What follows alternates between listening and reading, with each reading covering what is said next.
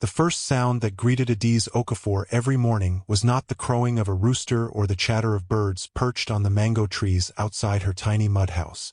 It was the gentle splash of the river against the old wooden canoe tied to a crooked stump along the shore. Long before the first streaks of sunlight painted the sky, while the rest of the village slept peacefully beneath patched zinc roofs and thatched huts, Adiz was already awake. At 23 years old, she had grown accustomed to mornings that began in darkness. She quietly sat up on the raffia mat she shared with her elderly mother, Mama Ngozi, careful not to wake her. The small one-room house smelled faintly of firewood and dried fish. Cracks ran across the mud walls, and during the rainy season, water often found its way inside. Their roof leaked in several places, forcing them to move their sleeping mat whenever heavy rain came. Poverty had been Adiz's companion for as long as she could remember. Her father had once been among the strongest fishermen in the village. He had taught her everything about the river before a violent storm claimed his life when she was only 14 years old. While other girls her age learned sewing, cooking, and hair braiding, Adiz learned how to paddle against powerful currents, mend torn fishing nets, and identify the best places where fish gathered. The villagers had laughed even then. "A girl belongs in the kitchen," they would whisper. "Who teaches his daughter to become a fisherman?" But her father had simply smiled. "The river doesn't care whether your hands belong to a man or a woman," he always said. "It rewards hard work." Those words had stayed with Adiz long after he was gone. She wrapped a faded wrapper tightly around her waist and slipped into an old sleeveless blouse that had been mended countless times. Her feet were bare as she stepped outside into the cool morning air. The moon still hung above the quiet river, casting silver reflections across the calm water. She picked up the heavy fishing net that leaned against the wall. Most women struggled to lift it. Adiz carried it effortlessly over one shoulder. Years of labor had shaped her body in ways many people considered unusual for a woman. Her arms were thick with muscle. Her shoulders were broad from rowing for hours every day. Even her hands were rough and scarred from countless encounters with ropes, hooks, and stubborn fish. Many people said she looked more like a wrestler than a lady. Some even joked that she frightened the fish before catching them. Adiz ignored such comments the best she could, though each one left a tiny wound inside her heart. She reached the riverbank where her old canoe waited. The canoe had belonged to her father. It was old now. The wood creaked whenever she stepped inside. Several places had been repaired with rough wooden patches, but it remained sturdy enough to carry her across the river. She untied the rope, climbed in, and pushed away from the shore. The paddle cut smoothly through the water. The silence of the river comforted her. Unlike people, the river never judged her appearance. The fish never mocked her muscles. The morning breeze never laughed because her palms were rough. Out there on the water, she felt free. As dawn slowly approached, orange light spread across the horizon. Birds began flying above the river while mist floated gently over the surface. Adiz reached one of her favorite fishing spots. She stood inside the canoe with remarkable balance. Taking a deep breath, she lifted the enormous fishing net above her head. The weight would have forced many people to stumble. Instead, she swung it gracefully through the air. The net spread wide before falling into the water with a loud splash. She smiled. "No matter what people say," she whispered to herself, "the river still provides." For several hours she worked tirelessly. She paddled from one location to another. She pulled in heavy nets filled with tilapia, catfish, and mudfish. Each time she hauled the dripping net back into the canoe. Her muscles tightened beneath her dark skin. Sweat rolled down her forehead despite the cool morning breeze. By the time the sun rose fully into the sky, the canoe was nearly overflowing with fish. It had been a good day. She thanked God quietly before steering the canoe back toward the village. As she approached the shore, several fishermen were already unloading their own catch. Some nodded politely, others simply ignored her. A few younger men chuckled as she dragged the heavy canoe onto the sand without asking for help. One of them, Emeka, folded his arms. "I've never seen a woman who enjoys doing a man's work so much." His friends laughed loudly. Another added, Maybe she's waiting for a husband strong enough to carry her instead. More laughter followed. Adiz pretended not to hear them. She had learned that silence often protected her peace better than arguments. She lifted a large basket overflowing with fish onto her head. The basket was so heavy that many of the men watching would have needed assistance. Adiz balanced it effortlessly and began walking toward the village market. Children playing along the dusty road spotted her first.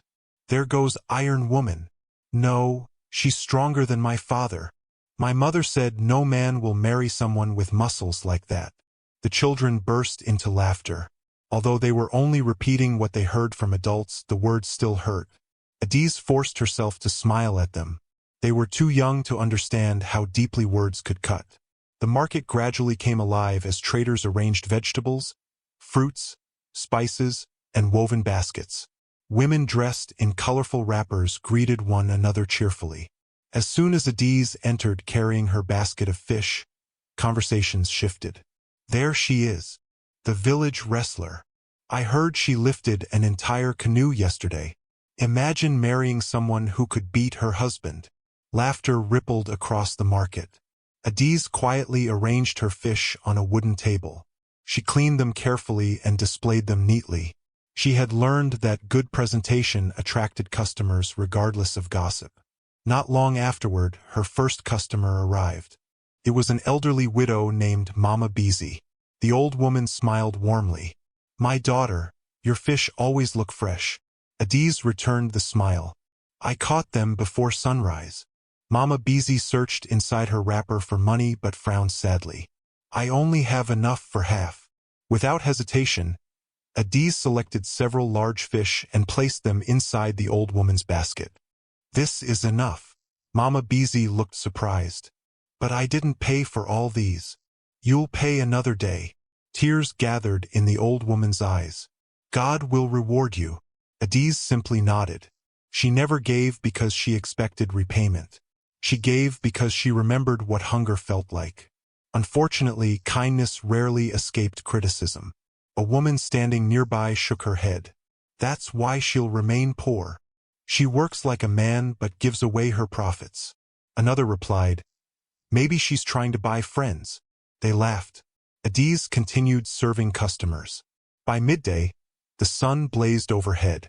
Sweat soaked her clothes. Most of her fish had been sold. She counted the money carefully. It wasn't much. After buying rice, beans, medicine for her mother, and a little cooking oil, only a few crumpled notes remained. Still, she was grateful. Some days were worse.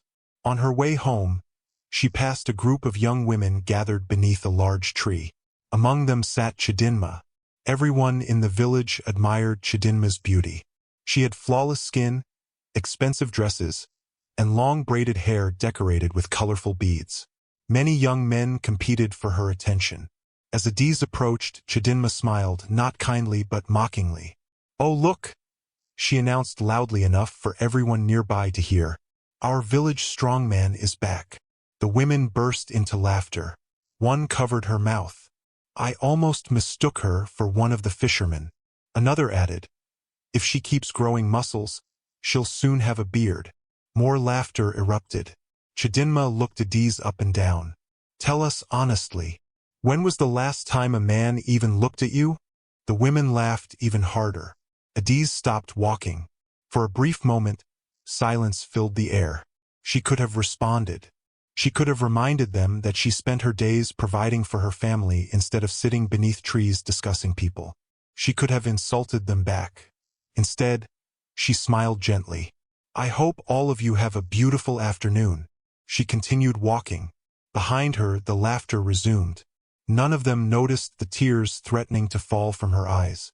By the time she reached home, she had wiped them away. Mama Ngozi sat outside weaving a basket. Her wrinkled face brightened when she saw her daughter. "Welcome home." Adiz placed the food items inside the house before helping her mother stand. "How are you feeling today?" "A little stronger." Adiz knew it wasn't entirely true. Her mother's joints had grown weaker with age. The medicine helped, but not enough. Still, Mama Ngozi always smiled. While preparing dinner over the firewood stove, Adiz remained unusually quiet. Her mother noticed immediately. What happened? Nothing. Adiz. The older woman smiled knowingly. I carried you for 9 months. I know when your heart is heavy. Adiz sighed. They laughed again. Mom Ngozi stirred the soup slowly. What did they say today? The usual. That I look like a man. That no one will marry me. That I'm ugly. They laughed because I'm strong. For several moments neither of them spoke. The fire crackled softly.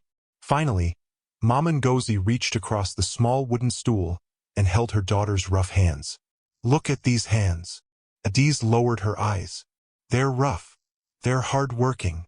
They fed this family. They paid for my medicine. They built our life. Mama Ngozi smiled gently. Never be ashamed of honest work. But sometimes it hurts. I know. I pretend it doesn't. But it does. Mama Ngozi squeezed her daughter's hands. People often fear what is different. They judge with their eyes instead of their hearts. The same people laughing today may one day wish they had your strength, your kindness, or your courage. Adiz gave a weak smile. I just wish someone could see me for who I really am. They will. Her mother looked toward the darkening sky. And when that person comes, they won't care whether your hands are soft. They'll care that your heart is. After dinner, Adiz stepped outside. The stars glittered above the quiet village. The river reflected the moonlight just as it had every night since she was a little girl. She sat on an old wooden bench beside the house. The cool breeze brushed against her face. She thought about the insults, the laughter, the loneliness. She wondered if her mother was only trying to comfort her. Would any man truly look beyond her appearance? Would anyone ever see the gentle heart hidden beneath years of hard labor? She didn't know. What she did know was that tomorrow morning she would wake before sunrise once again. She would paddle her father's canoe. She would cast her nets into the river. She would work honestly. She would care for her mother. She would choose kindness even when others chose cruelty. Unknown to Adiz, far away in the glittering city of Lagos, a wealthy man who had grown tired of fake smiles and selfish hearts was preparing to leave behind his luxurious world in search of something money could never buy. Neither of them knew it yet, but destiny had already begun to weave their paths together. And before long, the same village that mocked the poor fisherwoman would witness a story that would change their lives forever. The morning sun rose over the glittering skyline of Lagos, bathing rows of towering glass buildings in golden light. Luxury cars flowed through the busy streets like polished jewels, while helicopters crossed the sky carrying executives to meetings worth millions of dollars. At the very top of one of the tallest buildings in Victoria Island stood the headquarters of Williams Global Holdings, a company whose influence stretched far beyond the borders of Nigeria. The company owned cargo ships that crossed oceans. Luxury hotels welcomed guests from every continent. Its technology firms employed thousands of people. Its real estate developments transformed skylines across Africa. The man behind the empire was 31-year-old Ethan Williams. To the world, Ethan was the perfect example of success. Magazine covers called him Africa's most eligible billionaire. Business newspapers praised his intelligence and vision. Television stations competed for exclusive interviews. Social media users admired his expensive suits, private jets, yachts, and luxury cars. Many young men dreamed of becoming like him. Many young women dreamed of marrying him. But none of them truly knew him. Inside his spacious office, Ethan stood quietly beside a floor-to-ceiling window overlooking the Atlantic Ocean. He wore a perfectly tailored charcoal suit, yet there was no excitement on his face as he watched the city awaken below. His assistant, Grace, entered carrying a tablet. "Good morning, sir." "Good morning, Grace. You have a meeting with investors from London in 30 minutes. He nodded. "The governor called this morning. I'll return the call later. You've also been invited to 3 charity galas, 2 award ceremonies, and another television interview." Grace paused before continuing. "And your mother reminded me to remind you about tonight's dinner." Ethan smiled faintly. "My mother never gives up." Grace laughed softly. "She says you're working too much." "I'm trying." Grace hesitated. There's one more thing. She placed a glossy magazine on his desk. The front page showed Ethan standing beside a glamorous actress at a charity event held 2 nights earlier. The headline read, "Billionaire Ethan Williams finally finds love?" He sighed heavily. "We spoke for less than 10 minutes. Grace shrugged. "The media doesn't need facts. They only need headlines." Ethan tossed the magazine aside. He had grown tired of stories invented about his private life. "Cancel every interview this month." Grace nodded. "Yes, sir." As she left, Ethan looked around his enormous office. Italian marble floors, original paintings worth millions, handcrafted furniture imported from Europe. Everything money could buy surrounded him, yet the room felt painfully empty. He remembered a different time. Years ago, before Williams Global Holdings became one of Africa's largest business empires, life had been much simpler. His father, Richard Williams, had built the company through determination and discipline. From childhood, Ethan had been taught that wealth came with responsibility. "Money is a tool," his father often said. "It can build lives or destroy them." Ethan had taken those words seriously. He expanded the family business honestly, refusing shortcuts or corruption. His success earned him respect across the business world. Unfortunately, it also attracted people who cared more about his fortune than his heart. The first woman he truly loved had been Isabella. They met during university in England before Ethan became famous.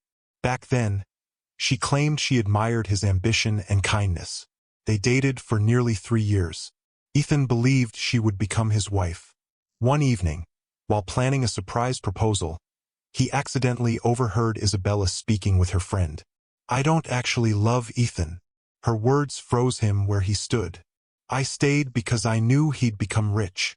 What if someone wealthier comes along?" Her friend laughed. "Then I'll upgrade."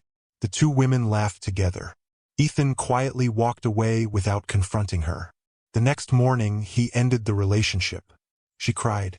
She apologized. She insisted he had misunderstood. But he had heard enough. Months later, she married a wealthy politician nearly twice her age. That betrayal left a wound that never fully healed. Years passed. He focused on work. He convinced himself he no longer needed love. Then came another relationship. This time with Vanessa. She was intelligent, elegant, successful. Everything seemed perfect, at least at first. She encouraged him to attend more public events. She posted romantic photographs online. She constantly spoke about their future together. But Ethan gradually noticed something strange. Every conversation somehow returned to money. She wanted expensive gifts, luxury vacations, designer jewelry, exclusive memberships. Whenever he suggested spending quiet time together without cameras, she suddenly became unavailable. One evening, Grace entered his office looking uncomfortable. "Sir, what is it? I think you should see this." She showed him a video spreading rapidly across social media. Vanessa sat on a podcast smiling confidently. The interviewer asked, "Why do you think Ethan Williams loves you so much?" Vanessa laughed. "When you're dating Africa's richest bachelor, life becomes very easy." The audience laughed. She continued, "I mean, who wouldn't want this lifestyle?" Ethan watched silently. She wasn't talking about him. She was talking about his money. Their relationship ended that same week. Since then, every new introduction felt exactly the same. Some women memorized details about his businesses before meeting him. Others pretended to enjoy his hobbies simply to impress him. A few secretly recorded conversations hoping to sell them to gossip blogs. One woman accepted a diamond necklace from him on Friday. By Monday, she was engaged to another billionaire. Another cried dramatically whenever Ethan refused to buy extravagant gifts. His wealth had become a magnet. Unfortunately, it attracted mostly the wrong people. Later that afternoon, Ethan attended the investors' meeting. The presentation was flawless. Contracts worth hundreds of millions of dollars were signed. Everyone congratulated him. Champagne bottles popped. Photographers smiled. Executives applauded. Yet Ethan felt nothing. That evening he drove to his parents' mansion instead of attending another glamorous event. His mother, Evelyn Williams, welcomed him warmly. "My son." She hugged him tightly. "You've lost weight." He laughed. "You say that every time." "Because it's always true." They entered the dining room where Richard Williams already sat reading business reports. His father looked up. "You survived another week." "Barely." Dinner was simple despite the family's enormous wealth. Richard believed expensive food was unnecessary. During the meal, Evelyn watched her son carefully. "You've become quieter." "I'm just tired." "No." She shook her head gently. "You're lonely." Ethan looked down at his plate. "I'm fine." His father folded his newspaper. "You know lying has never suited you." Silence filled the room. Finally Ethan spoke. "How do you know when someone truly loves you?" His parents exchanged knowing glances. Richard leaned back. "When your mother married me, I owned one truck." Evelyn laughed. "And it barely worked. We couldn't afford a proper house. We shared one small apartment. There were months when paying rent felt impossible." Richard smiled at his wife. "She stayed." Evelyn nodded. "When success finally came, nothing changed between us." She looked directly at Ethan. "The right person falls in love with your character before your possessions." "But how do I know who that person is?" Richard answered quietly. "Remove the possessions." Ethan frowned. "What do you mean?" "When people know you're rich, they immediately begin acting. They become whoever they think you want. You'll never know whether their kindness is genuine." Ethan thought carefully. His father continued. "If you really want to find someone who loves the man rather than the billionaire." He paused. "Then stop introducing yourself as a billionaire." Those words remained in Ethan's mind long after dinner ended. Later that night he sat alone on the balcony overlooking the city lights. Thousands of windows glowed beneath the dark sky. Somewhere among millions of people, surely there had to be someone who valued honesty more than luxury. Someone who wouldn't care about private jets. Someone who would still smile if he drove an old pickup truck instead of a Rolls-Royce. Someone who would see Ethan Williams the man, not Ethan Williams the billionaire. His phone vibrated. Another message. Another invitation. Another woman introducing herself online. He locked the phone without reading it. For the first time in years, he wanted silence. The following morning, Ethan surprised everyone at company headquarters. He entered the executive boardroom where senior directors waited for the weekly strategy meeting. "I'll be taking a short leave." The room became silent. One director blinked. "A leave?" "Yes." "For how long?" "I'm not sure." The executives looked confused. Grace herself appeared shocked. "But, sir, the company is stable. You all know your responsibilities." Richard, who also sat on the board, smiled quietly. He had expected this announcement. One director cleared his throat. "Are you traveling abroad?" "No." "Then where are you going?" Ethan smiled. "I honestly don't know." The room fell silent again. After the meeting, Grace followed him to his office. "You've never taken a vacation." "I know. You deserve one." He nodded. "But promise me something." "Anything. Don't tell anyone where I am." She smiled. "I'll guard the secret." Over the next 2 days, Ethan made careful preparations. His luxury watches remained locked away. Designer suits stayed inside his wardrobe. He chose ordinary jeans, simple shirts, and worn sneakers. He rented an old pickup truck under another name. Even his expensive phone was replaced with a basic one. He shaved his beard slightly differently and wore a simple baseball cap. Looking into the mirror, he almost laughed. For the first time in years, nobody would recognize Africa's famous billionaire. He felt strangely free. Before leaving Lagos, he visited his parents one final time. Evelyn hugged him tightly. "Be careful." "I will." Richard handed him a small leather notebook. "What's this?" "My travel journal." "You kept journals?" "For 20 years." Ethan smiled. "I never knew." "You'll understand why after your journey." He placed a hand on his son's shoulder. "Success teaches many lessons. But ordinary people often teach the greatest ones. Early the next morning, before the city became busy, Ethan quietly drove away. No convoy followed him. No security vehicles.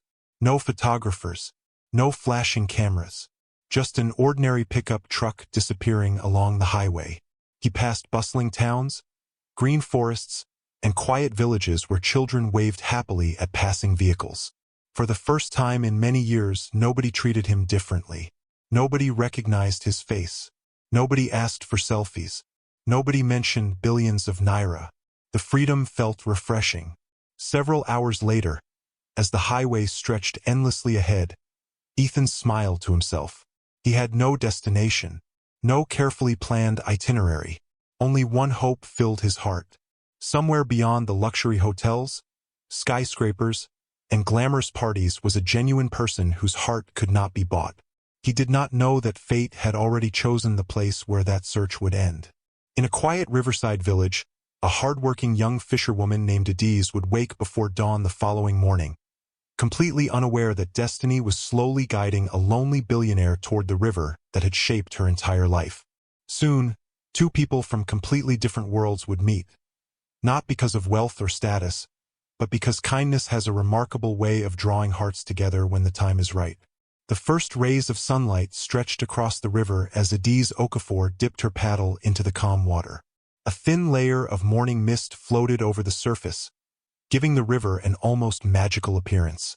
The familiar rhythm of paddling soothed her mind, but it could not erase the painful memories of the previous day's mockery. She had cried silently before going to bed, not because she believed the cruel words spoken about her, but because, deep inside, she sometimes wondered if everyone else could somehow see something about her that she could not. She looked down at her rough hands gripping the paddle. Her palms were covered with calluses. Her fingers bore tiny scars from fishing hooks and years of pulling heavy ropes. Her broad shoulders ached from lifting baskets that many men in the village struggled to carry. She had sacrificed her softness to survive, and survival had become more important than beauty. She sighed. "There is no time to feel sorry for yourself," she whispered. "The river is waiting." She smiled to herself and continued paddling toward her favorite fishing grounds. As always, the river welcomed her without judgment. Birds glided gracefully above the water. Fish occasionally leaped from the surface before disappearing again. The gentle breeze cooled her face as the canoe rocked peacefully. This was where she felt closest to her late father. She remembered his deep voice teaching her when she was only a little girl. "The river respects patience. Never rush it. Treat it kindly, and it will feed you." She closed her eyes briefly. "I miss you, Papa." Then she cast her enormous fishing net into the river. The heavy net spread beautifully before sinking beneath the water. Hours passed quickly. By mid-morning, Adiz had caught more fish than she expected. She thanked God quietly as she arranged them neatly inside her canoe. "Mother will be happy today." She turned the canoe toward the village. Unknown to her, several kilometers away, Ethan Williams was driving slowly along a narrow rural road. It had been 3 days since he left Lagos. For the first time in years, nobody recognized him. Nobody asked for business advice. Nobody requested photographs. Nobody wanted favors. He felt surprisingly peaceful. His old rented pickup truck rattled over potholes as he admired the countryside. Children chased goats across open fields.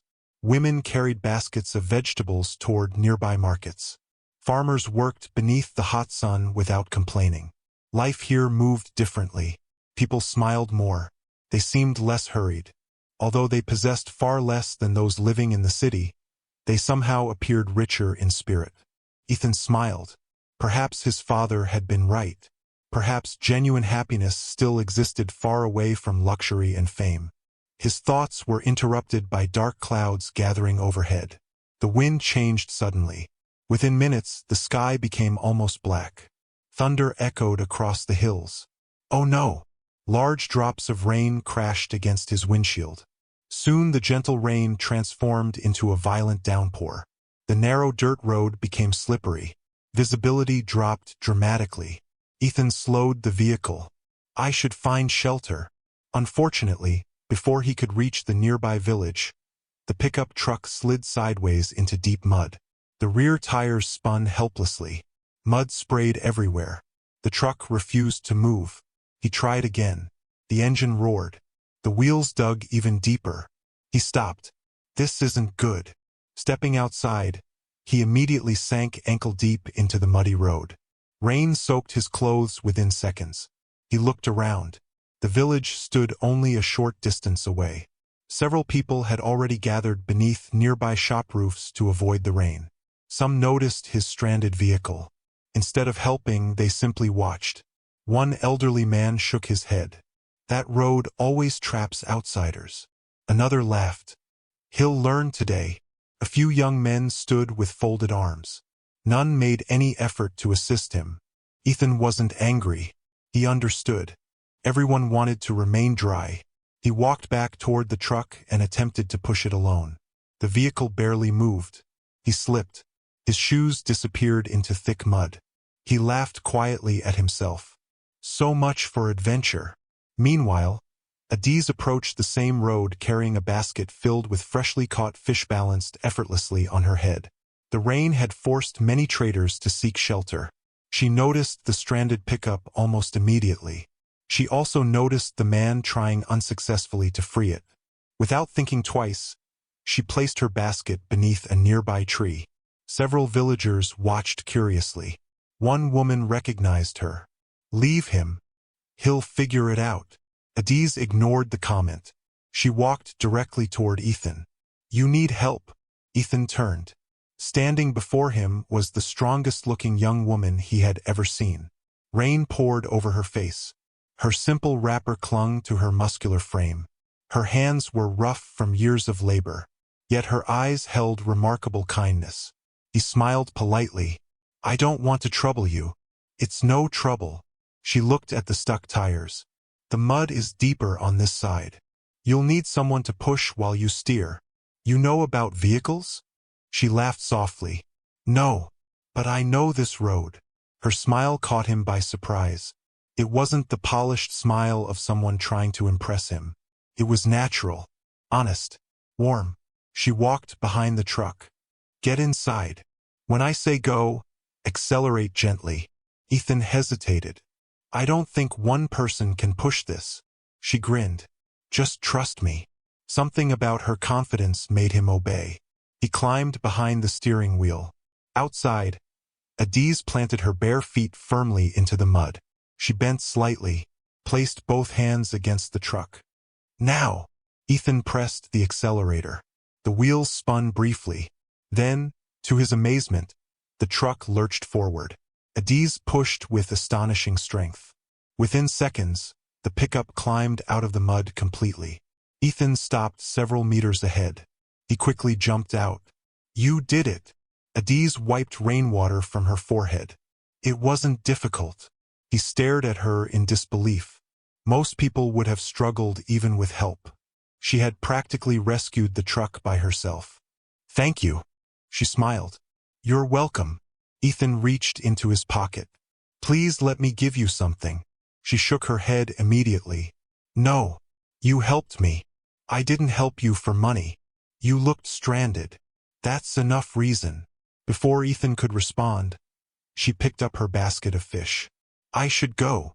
The market closes early when it rains." She turned and began walking away. Ethan watched her leave. Something felt different.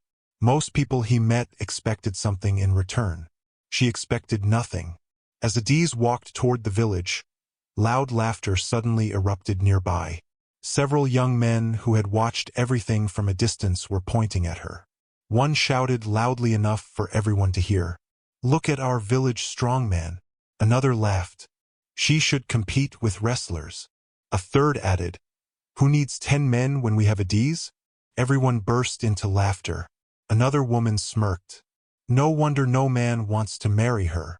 She's stronger than every husband." The insults continued. Adiz lowered her eyes but kept walking. She had heard these same words hundreds of times. Today they hurt no less than before. Ethan stood frozen. He looked from the laughing villagers to Adiz's retreating figure. Confusion filled his mind. She had just helped a complete stranger without asking for payment. She had risked ruining her own goods in heavy rain. Yet these people mocked her. Why? What had she done wrong? He approached one of the villagers. "Why are you laughing at her?" The man chuckled. "You must be new." "I am. That's Adiz." "So? She's not a proper woman." Ethan frowned. "What do you mean?" The villager shrugged. "She fishes, rows canoes, carries loads like a man. No man wants a wife who looks stronger than him." Several others nodded in agreement. One elderly woman added, "She's hardworking, but she's unlucky. Beauty attracts husbands. Muscles scare them away." Ethan looked back toward Adiz. She was already disappearing around the corner carrying the heavy basket as though it weighed almost nothing. He found their judgment difficult to understand. Strength had become something shameful simply because she was a woman. That evening Ethan checked into the village's only small guest house. It was far from luxurious. The room contained a simple wooden bed. A small fan rotated lazily overhead. The bathroom consisted of a bucket and a tap. He smiled. Oddly enough, he preferred it to many expensive hotel suites. The owner, an elderly man named Papa Samuel, served him hot yam porridge for dinner. As they ate, Ethan casually asked, "Who is Adiz?" Papa Samuel looked surprised. "You met her already?" "She helped me today." The old man smiled warmly. "That sounds like Adiz. What kind of person is she?" Papa Samuel leaned back thoughtfully. "She's one of the kindest people I've ever known." "Really?" The old man nodded. "After her father died, she became responsible for her sick mother. She works harder than anyone in this village. She gives food to widows, pays school fees for 2 orphan children whenever she can. Sometimes she goes hungry because she has shared her own food." Ethan listened carefully. "But everyone laughs at her." Papa Samuel sighed. "People judge what they see. They see muscles. They don't see sacrifices. They see rough hands. They don't see the countless lives those hands have helped." He shook his head sadly. "Our village has not always been fair to her." Ethan remained silent for a long moment. Something inside him stirred. He remembered the glamorous women who surrounded him in Lagos. Perfect makeup, expensive perfume, designer clothes. Many had spoken beautiful words. Yet few possessed the genuine kindness this fisherwoman had shown in only a few minutes. The contrast fascinated him. The next morning, Ethan decided to walk through the village before breakfast. Children ran past laughing. Market stalls gradually opened. Smoke rose from cooking fires. Life bustled peacefully. Then he spotted Adiz again. She was helping an elderly fisherman repair a torn fishing net. The old man looked embarrassed. "My hands aren't as strong as they used to be." Adiz smiled. "Don't worry. We'll finish before noon." She patiently tied each knot with remarkable skill. When they finished, the old fisherman tried to pay her. She refused. "No. You've taught me many things over the years. Let this be my way of saying thank you." The old man's eyes became moist. "May God bless you." She simply smiled and continued walking. Ethan watched everything from a distance. Nobody knew who he really was. Nobody noticed him observing quietly beneath the shade of a large tree. For the first time in many years, he wasn't impressed by someone's beauty or social status. Instead, he found himself deeply moved by a woman whom nearly everyone else overlooked. A woman whose strength had become the reason people mocked her. A woman whose kindness remained unchanged despite years of rejection. As Adiz disappeared toward the river carrying another bundle of fishing nets over her shoulder, Ethan realized something unexpected. His journey, which had begun as an escape from fake relationships and empty luxury, suddenly felt as though it had a purpose. He had come searching for genuine people. Perhaps, without even realizing it, he had already found one. Neither of them could have imagined that this chance encounter on a muddy road would become the beginning of a love story that would challenge everything the village believed about beauty, wealth, and the true measure of a person's worth. The morning after their unexpected meeting, Ethan Williams woke before the village roosters announced the new day. For a few moments he forgot where he was. The simple wooden room of Papa Samuel's guesthouse was nothing like the luxurious penthouse he had left behind in Lagos. There were no marble floors, no smart home system adjusting the curtains automatically, and no personal assistant waiting outside his bedroom with a neatly planned schedule. Instead, sunlight slipped through the tiny wooden window, and the fresh scent of damp earth drifted into the room after the previous day's rain. Ethan smiled. For the first time in years, he had slept peacefully. No endless phone calls, no emergency board meetings, no gossip blogs inventing stories about his love life. Only silence. He stretched, put on a simple shirt and faded jeans and stepped outside. Papa Samuel was already sweeping the compound. "Good morning, my son," the old man greeted warmly. "Good morning, Papa. You slept well." "I haven't slept this well in years." The old man chuckled. "That's because this village has no room for the noise of the city." He pointed toward the kitchen. "My wife has prepared breakfast." Soon Ethan found himself eating hot yam with palm oil sauce and roasted fish while listening to birds singing from nearby trees. Everything felt simple. Everything felt real. As he finished eating, he looked toward the river.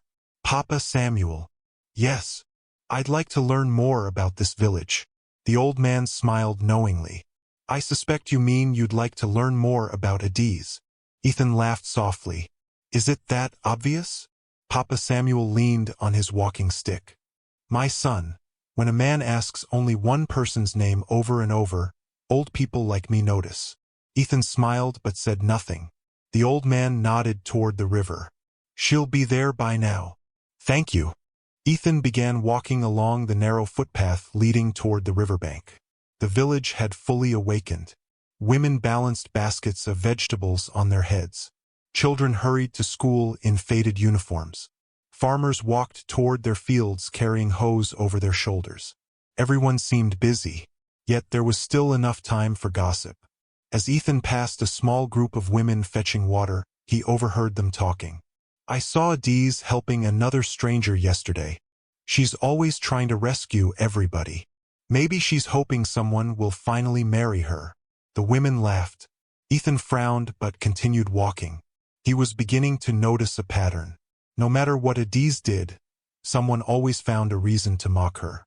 When he finally reached the river, he saw her standing inside her old wooden canoe. The early morning sunlight reflected beautifully on the water as she threw her fishing net into the river with practiced ease. Watching her work was almost mesmerizing. Every movement was graceful despite requiring tremendous strength. She wasn't trying to prove anything. She simply knew her craft. After pulling in another heavy catch, she noticed Ethan standing on the riverbank. She smiled. "The truck survived?" He laughed. "Thanks to you. I'm glad." He hesitated before speaking again. "Would you mind if I stayed for a while?" She looked surprised. "Most visitors don't enjoy watching people work." "I think I might." She shrugged.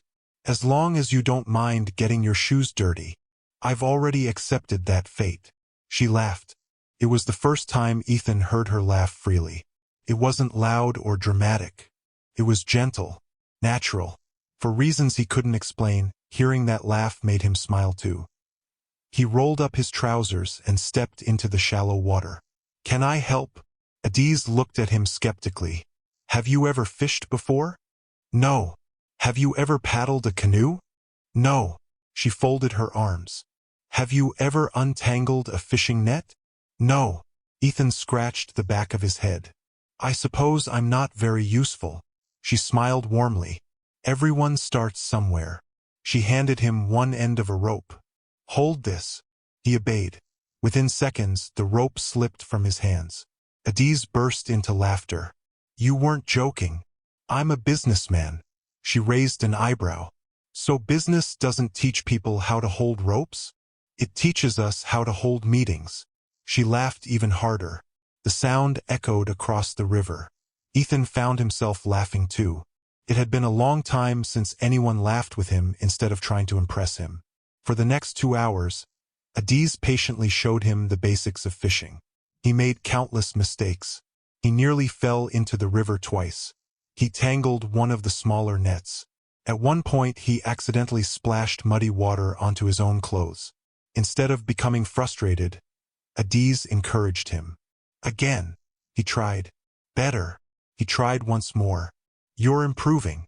No one has ever called me good at manual work. She smiled. You'll survive. As they worked together, Ethan noticed something remarkable. Every fisherman who passed greeted Adiz respectfully.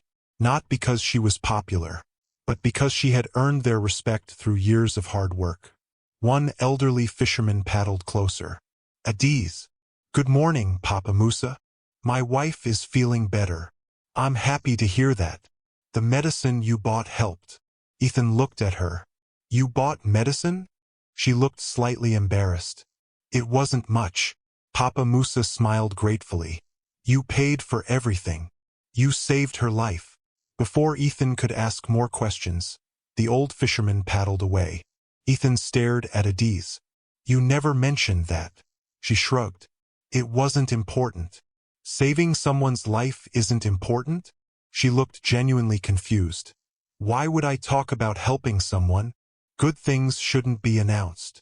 Ethan remained silent. He had attended charity dinners where wealthy donors demanded newspaper headlines for donating a fraction of their fortune. Yet here was a woman who quietly spent the little she had helping others without expecting recognition. The contrast amazed him. Later that morning they returned to shore carrying several baskets filled with fish. As they walked toward the market, Ethan noticed something else. Every few steps someone stopped Adiz. Not to mock her this time, to ask for help. An elderly woman struggled to lift a heavy bag of cassava. Adiz, please. I'll carry it.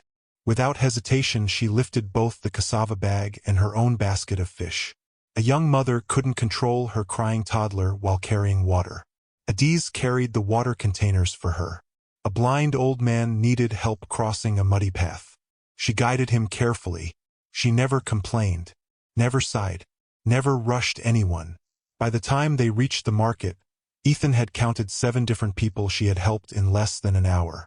He finally asked, Do you always do this? She looked puzzled. Do what? Help everyone. She smiled. If I'm able to help, why shouldn't I? What if you're tired? She looked toward the busy market. Everyone is carrying something. Some carry heavy baskets. Others carry heavy hearts. If I can make someone's burden lighter, even for a few minutes, then today is a good day. Her answer stayed in Ethan's mind long after they reached her fish stall. As Adiz arranged the fish neatly, customers began arriving. One young woman accidentally handed over 2 large notes instead of 1. Adiz counted the money, then immediately called her back. Excuse me. The woman turned. You gave me too much. She returned the extra money. The customer looked shocked. I didn't even notice. Adiz smiled. Now you have. After the woman left, Ethan asked quietly, How much extra was it?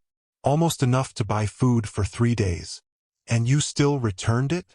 She looked surprised by the question. It wasn't mine. Keeping it would have been stealing. Ethan nodded slowly. Integrity. Another rare quality. As the afternoon sun grew hotter, business slowed. An exhausted little boy wandered through the market staring hungrily at people's food. His clothes were torn. His slippers were broken. Adiz called him over. When did you last eat? He lowered his head. Yesterday. Without hesitation she opened the small container that held her own lunch. It contained the only food she had brought for herself. She handed everything to the boy. Eat. He looked uncertain. What about you? I'll eat later. The boy smiled gratefully and hurried away. Ethan knew she was lying. There was no more food. She had given away her entire lunch. You'll be hungry. She laughed softly. I've been hungry before. I'll survive. Something tightened inside Ethan's chest.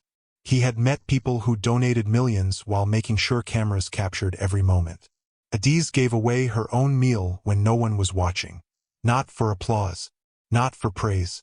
Simply because someone else needed it more. That afternoon Ethan followed her as she visited several elderly widows living on the outskirts of the village. From the basket of unsold fish, she quietly selected the largest ones. She knocked gently on each door.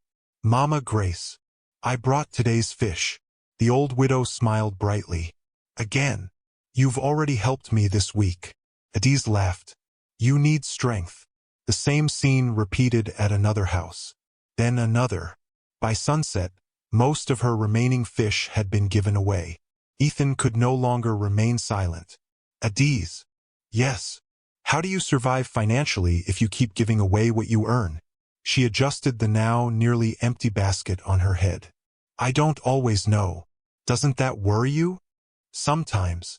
She looked toward the river where the evening sun painted the water gold. "My father taught me something before he died." "What was it?" "He said the river never stops flowing. If God can refill the river every season, he can refill an honest person's basket." Ethan looked at her thoughtfully. "So you simply trust?" She nodded. Every day, as they continued walking, they passed a group of young women gathered beneath a mango tree. Among them was Chidinma. The moment she spotted Adiz, she smirked. "Look who's following our village strongman." The women laughed. Another added loudly, "Be careful. She might ask you to carry fishing nets instead of flowers."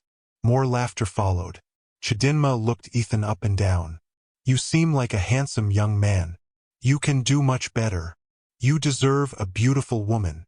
The women nodded in agreement. Adiz lowered her eyes. She was about to continue walking without responding. But before she could move, Ethan spoke calmly. "I think she's beautiful." The laughter stopped instantly. Silence spread across the road. Chidinma blinked. "What?" Ethan looked directly at her. "I said I think she's beautiful." The women exchanged confused glances. Chidinma forced a laugh. "You must be joking." Ethan shook his head. "No." He turned toward Adiz. "I've met many beautiful faces. They're common. But I've never met a heart like hers." Without another word, he walked away. Adiz stood frozen. No one had ever defended her before, especially not in public. She looked at Ethan, unable to speak. He simply smiled. "Shall we keep walking?" She nodded quietly. As they continued toward Mama Ngozi's small house, neither of them noticed the stunned expressions left behind.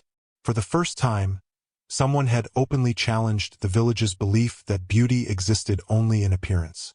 That evening, after Ethan returned to Papa Samuel's guest house, he sat alone outside beneath a sky filled with stars. He thought about everything he had witnessed throughout the day. Adiz's honesty, her generosity, her patience, her humility, her quiet faith. She possessed every quality he had spent years searching for. Yet the village saw only her rough hands and muscular shoulders. He smiled to himself. Perhaps people really were blind. Not because they could not see, but because they refused to look beyond appearances. Meanwhile, inside her tiny mud house, Adiz prepared dinner with her mother. Mama Ngozi noticed the unusual smile on her daughter's face. "You look happy today." Adiz hesitated before answering. "I made a new friend." Her mother smiled knowingly. "The traveler." Adiz nodded. "He's different." "Different how?" "He listens. He doesn't laugh. He treats me like I'm just another person." Mama Ngozi reached across the table and gently squeezed her daughter's hand. "Sometimes, my child, God answers prayers quietly." Adiz looked down, unsure why her heart beat faster whenever she remembered Ethan's words. "I've never met a heart like hers." She had spent years believing no man would ever see beyond her appearance.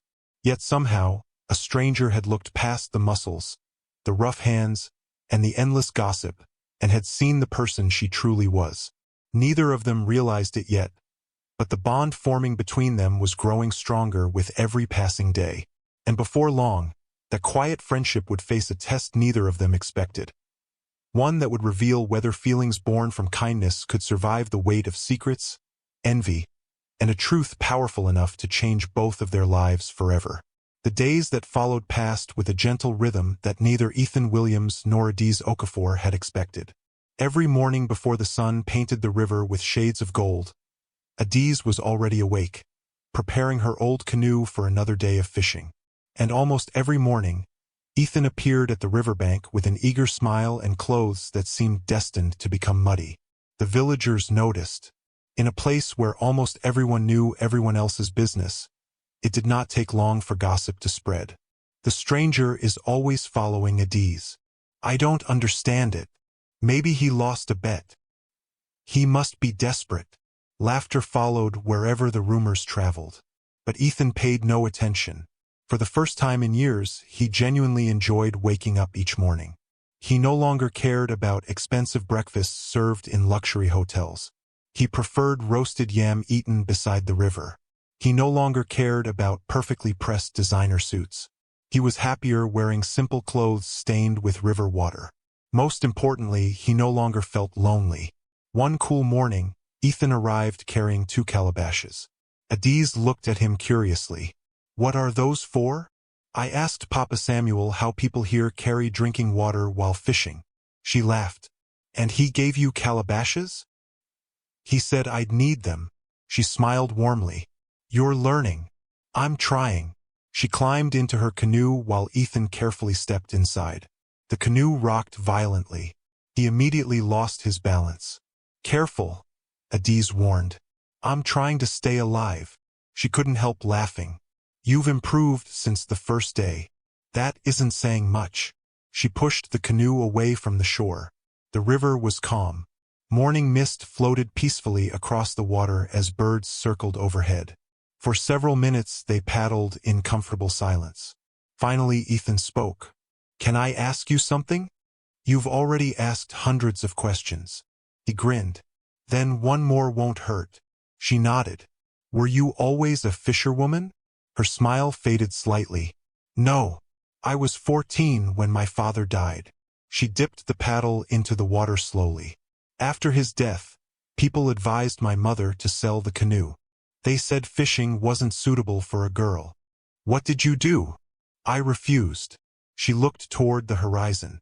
"I remembered every lesson my father taught me. I practiced every day. The first few weeks were terrible. I fell into the river more times than I can count." Ethan smiled. "I would have paid to see that." She playfully splashed a little water toward him. "You wouldn't be laughing if you'd seen it." He laughed. "So everyone accepted you eventually?" She shook her head. "They accepted my fish. They never accepted me." Silence settled between them. After a while Ethan asked softly, "Did that ever make you want to quit?" She thought for a moment. "Many times." "So why didn't you?" She smiled. "Because my mother needed to eat." The simplicity of her answer struck him deeply. There had been no dramatic speeches, no complaints, only responsibility. They reached the fishing grounds, and Adiz began casting the nets. Ethan eagerly helped. Although he was still inexperienced, he had improved considerably. He could now untangle ropes without creating a disaster. He could paddle without spinning the canoe in circles. He even managed to pull in smaller fishing nets by himself. Adiz noticed. "You've become stronger." "I have an excellent teacher." She smiled shyly. "You learn quickly." "So do you." She looked confused. "What do you mean?" "I've been teaching you fishing. And you've been teaching me something far more valuable." She tilted her head. "Like what?" "How to live." She laughed. "I've never left this village." "You've seen more of life than many people with private jets." She shook her head. "I don't think so." "I know so." His voice carried a sincerity that made her heart beat a little faster. She quickly looked away. Later that afternoon they returned to the market. As usual, Adiz arranged her fish neatly.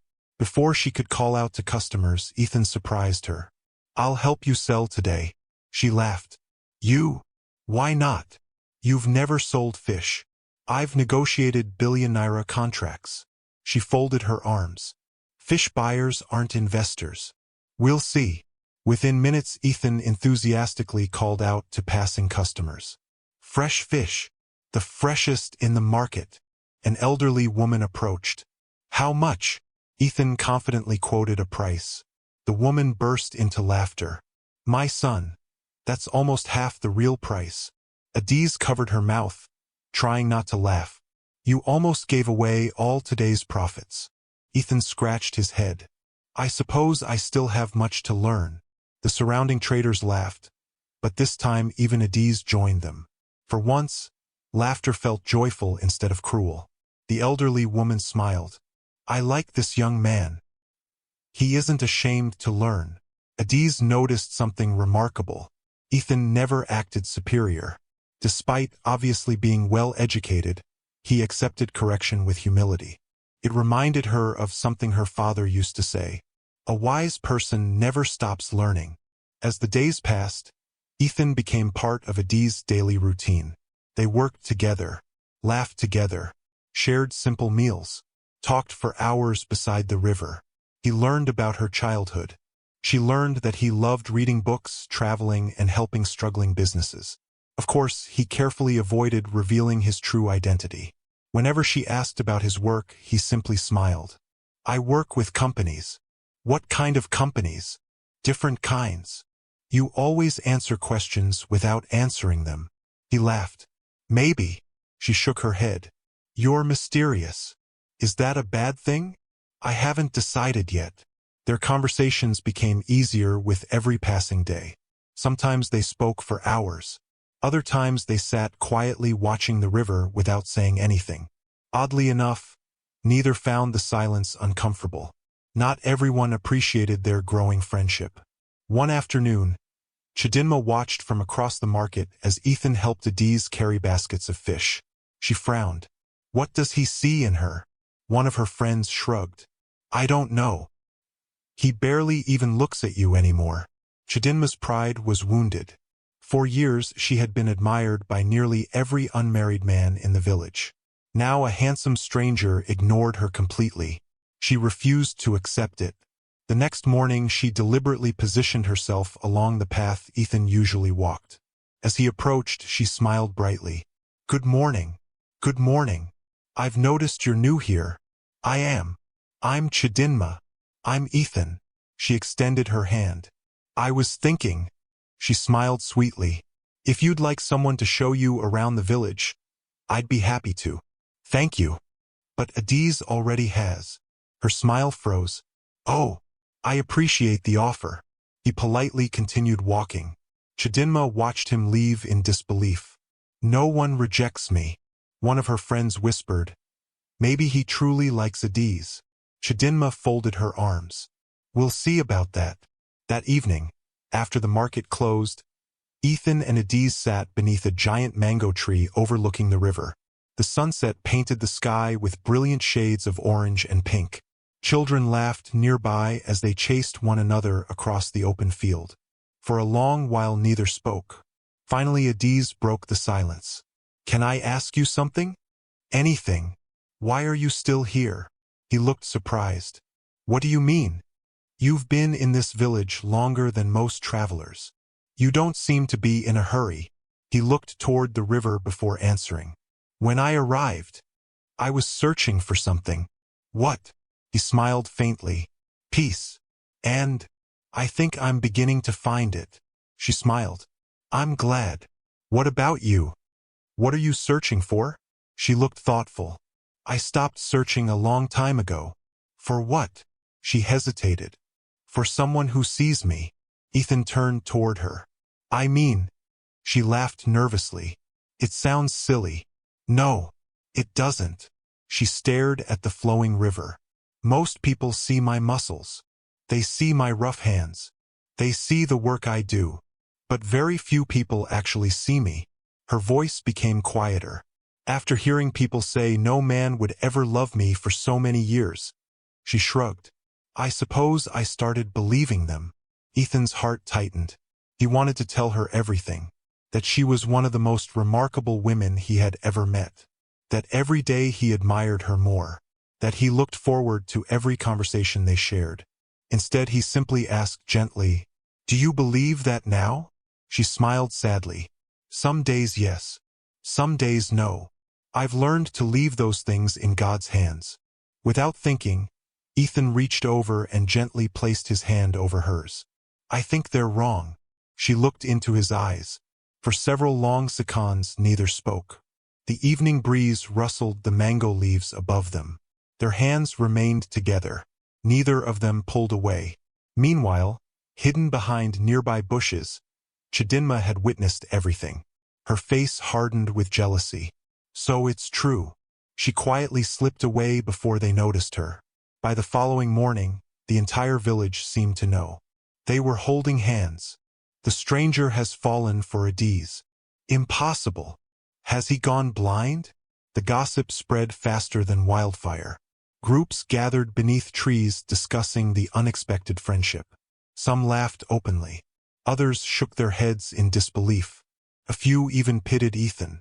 When Adiz arrived at the market carrying her fish, whispers followed her everywhere. She tried to ignore them, but they grew louder. Finally, one young man called out, "Be careful, stranger. Our Adiz might carry you home if you get tired." His friends burst into laughter. Another shouted, "You should start lifting weights if you want to marry her." The laughter became louder. Ethan calmly placed his basket on the table. Then he looked directly at the group. "I'm not ashamed of standing beside someone who works honestly." The laughter faded. He continued, "In fact, I respect her more than many people who spend their days laughing at others." Silence spread through the market. The young men looked away. No one expected the quiet traveler to defend Adiz so confidently. She stared at Ethan, unable to speak. Nobody had ever stood up for her like this. Not once.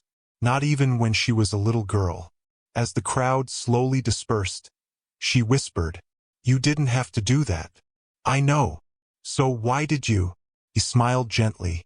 "Because the truth deserves a voice." Her eyes became moist. She quickly turned away so he wouldn't notice. That evening, after returning home, Mama Ngozi immediately sensed something had changed. Her daughter hummed softly while preparing dinner. That had become rare over the years. "You smiled all day." Adiz looked embarrassed. "Did I?" "You've smiled more this week than you have in the last 5 years." Her mother laughed. "Tell me about the traveler." Adiz blushed. "There's nothing to tell." "Oh, you spend every day together. You laugh together. The whole village is talking." Adiz covered her face. "Please don't start." Mama Ngozi smiled knowingly. "Do you like him?" Adiz remained silent. The silence itself was an answer. After a long moment she spoke softly. "He's kind. He listens. He respects people. He never laughs at me." Her voice dropped to almost a whisper. "When he looks at me," she searched for the right words, "I don't feel ugly." Mama Ngozi reached across the table and gently held her daughter's hand. "My child, you have never been ugly. You simply met too many people who were blind." Tears gathered in Adiz's eyes. For years she had built walls around her heart, convinced that love was meant for women who looked like Chidinma. Now those walls were beginning to crack. She was frightened. Hope had always seemed more dangerous than loneliness, because if hope failed, the pain would be far greater. Across the village, Ethan sat outside Papa Samuel's guest house beneath a sky filled with countless stars. He replayed every conversation he had shared with Adiz, every smile, every laugh, every quiet moment beside the river. He had traveled across Nigeria believing true love might no longer exist. Now he found himself thinking about one extraordinary woman almost every waking moment. Yet one problem continued to trouble him. Adiz still believed he was an ordinary traveler. She knew nothing about his companies, nothing about his wealth, nothing about the life waiting for him beyond the village. For now, that secret protected the honesty growing between them. But Ethan knew secrets could not remain hidden forever. Sooner or later, the truth about who he really was would come to light. When it did, everything between them would be tested. Would Adiz see him differently? Would she feel betrayed? Or would their growing affection prove strong enough to survive the revelation that the simple man helping her sell fish was, in reality, one of the richest men in Africa? As he looked toward the quiet river shimmering beneath the moonlight, Ethan whispered a silent prayer. For the first time in years, he was no longer afraid of losing his fortune. He was afraid of losing the woman who had quietly stolen his heart. The morning began like every other morning in the quiet fishing village.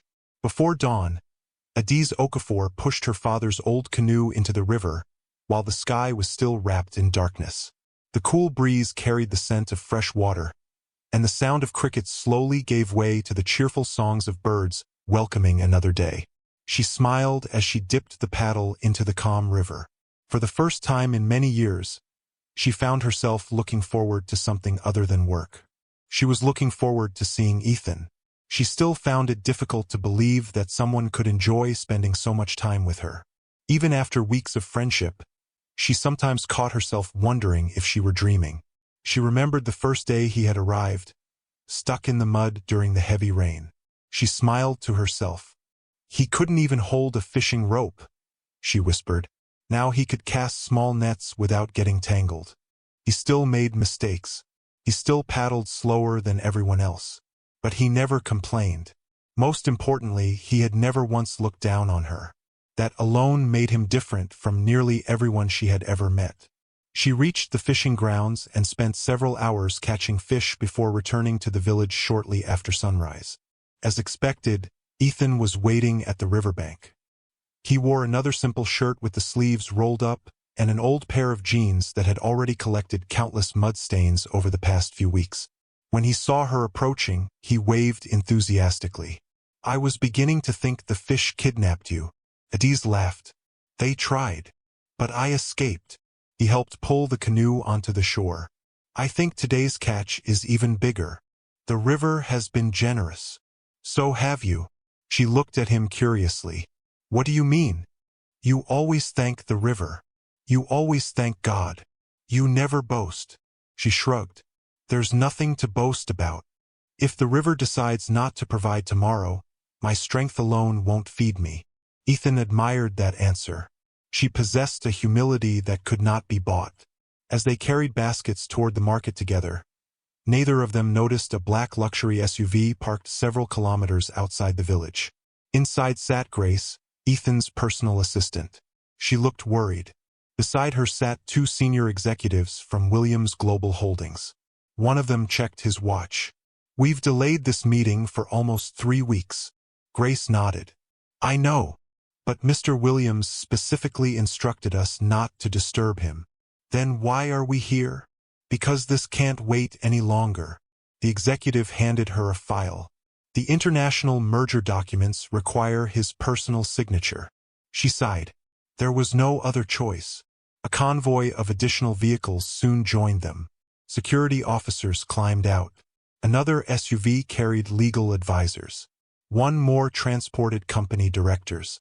Although Ethan had escaped his luxurious world for a while, business had finally caught up with him. Meanwhile, the village market buzzed with activity. Adiz arranged fresh fish across her wooden stall while Ethan helped greet customers. Business was unusually busy. Children laughed nearby. Women bargained over prices. Everything felt perfectly normal. Then the distant sound of engines echoed through the village. One vehicle, then another, then several more. People stopped talking. Children ran toward the main road. "What is happening?" Someone pointed into the distance. Dust rose into the air as an impressive convoy of black luxury SUVs slowly entered the village. The vehicles looked completely out of place among the mud houses and narrow roads. Shiny paint reflected the bright sunlight. Security officers wearing dark suits stepped out first. The villagers stared with wide eyes. "I've never seen so many expensive vehicles. Who is coming? Could it be a governor?" "No. The governor doesn't travel with this many people." Even Chief Okoro hurried from his compound to see what was happening. The convoy stopped in the center of the market. Silence spread. One security officer stepped forward and looked around. His eyes immediately landed on Ethan. Relief washed across his face. There he is. Before anyone could react, the security officers hurried toward Ethan. The villagers instinctively moved aside.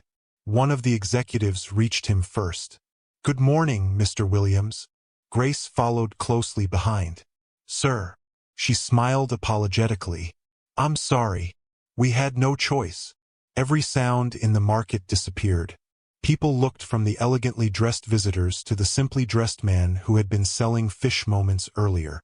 Ethan sighed quietly. I was hoping for one more week. I know. Grace handed him a thick folder. The merger documents. They must be signed today. He nodded. I understand. The executives greeted him respectfully. Good morning, Chairman. We're honored to see you again. The villagers stared in disbelief. Chairman? Mr. Williams? The name sounded strangely familiar. Chief Okoro stepped forward cautiously. Excuse me. One executive turned politely. Yes, our guest. He pointed toward Ethan. Who exactly is he? The executive looked confused. You don't know? The chief slowly shook his head. The executive smiled. This is Mr. Ethan Williams, Chairman and Chief Executive Officer of Williams Global Holdings. The words struck the crowd like thunder. One woman gasped loudly. Another nearly dropped her basket of tomatoes. A young man whispered, Williams Global Holdings? The Billionaire? The same company that owns ships? Another added, and luxury hotels? Someone else exclaimed, the richest young businessman on television. Shock spread through the crowd. People immediately pulled out their phones. Several searched his name online. Within seconds, photographs appeared. Magazine covers, television interviews, business awards. There was no doubt. The quiet traveler was one of Africa's most successful billionaires. Chidinma stood frozen. Her mouth slowly opened. She remembered every opportunity she had ignored. Every time she dismissed him because he looked ordinary. Every cruel joke she had made about him spending time with Adiz. Her face turned pale. Meanwhile, Adiz remained completely speechless. She stared at Ethan as though looking at a stranger. You! She struggled to speak. You're... Ethan looked into her eyes. Yes. You lied to me? His expression immediately softened. I never wanted to. But I needed people to know me before they knew my money.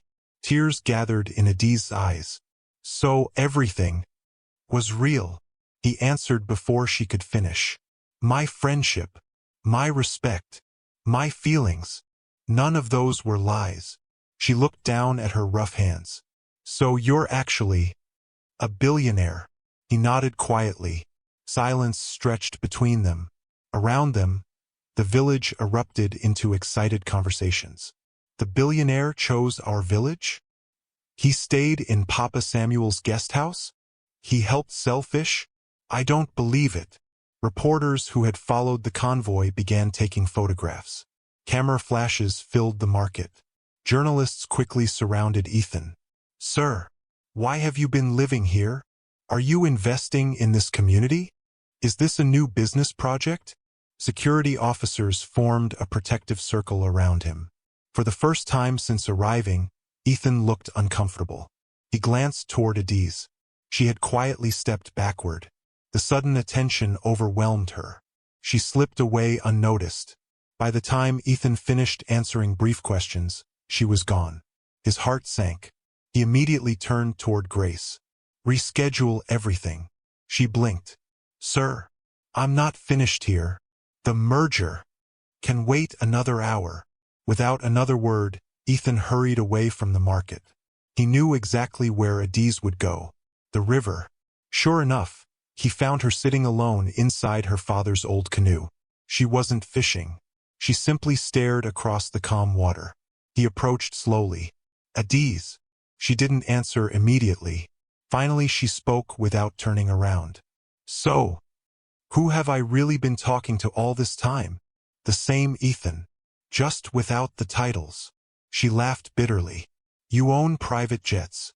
I taught you how to untangle fishing nets. He smiled faintly. You still haven't mastered that.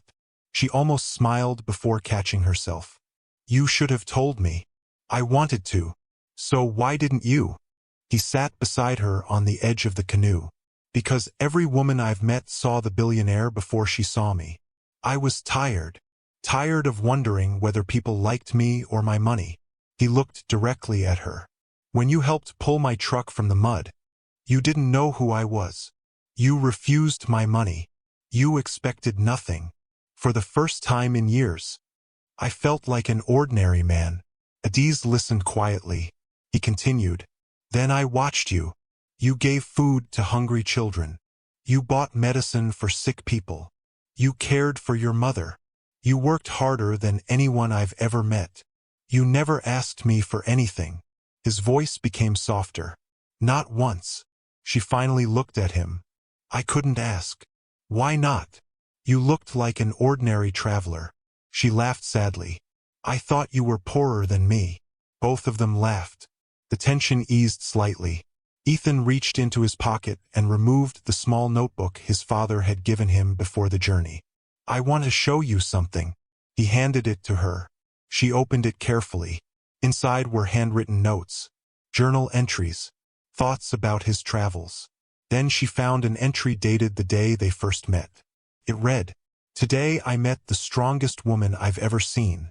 She pushed my truck out of deep mud, refused my money, smiled, and walked away. I don't know her name yet, but I already know she's different from anyone I've ever met. She looked up. You wrote this? He nodded. Every word. She continued reading. Several later entries mentioned her. She feeds people before feeding herself. She gives without expecting applause. The village laughs at her because of her appearance. I don't understand how they fail to see the beauty inside her. Tears rolled down Adiz's cheeks. You really thought all this? I still do. He gently took the notebook back.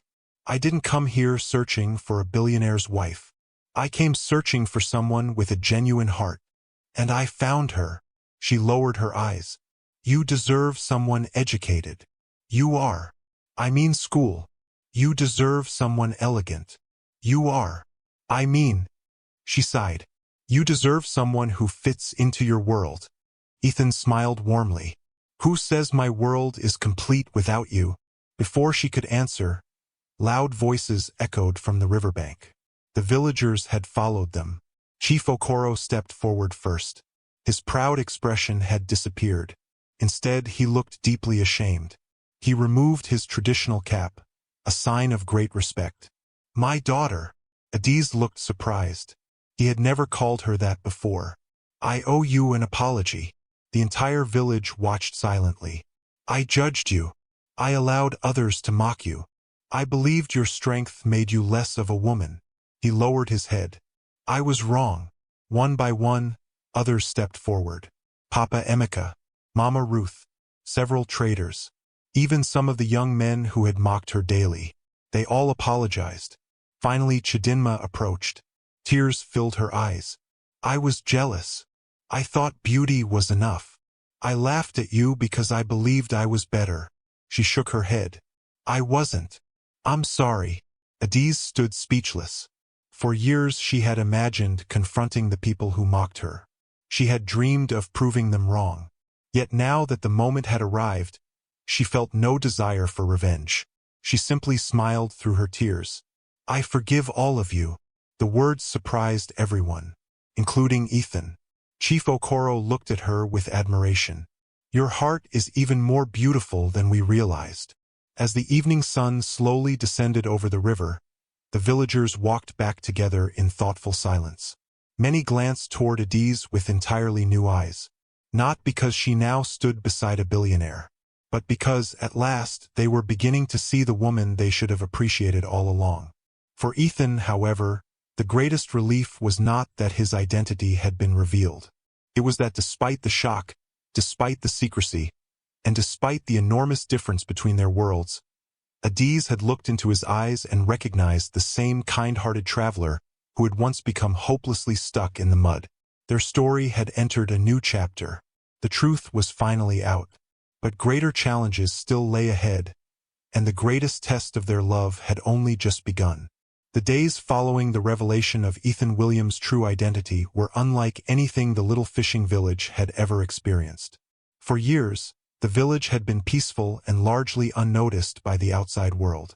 Now, television crews parked their vans near the market square.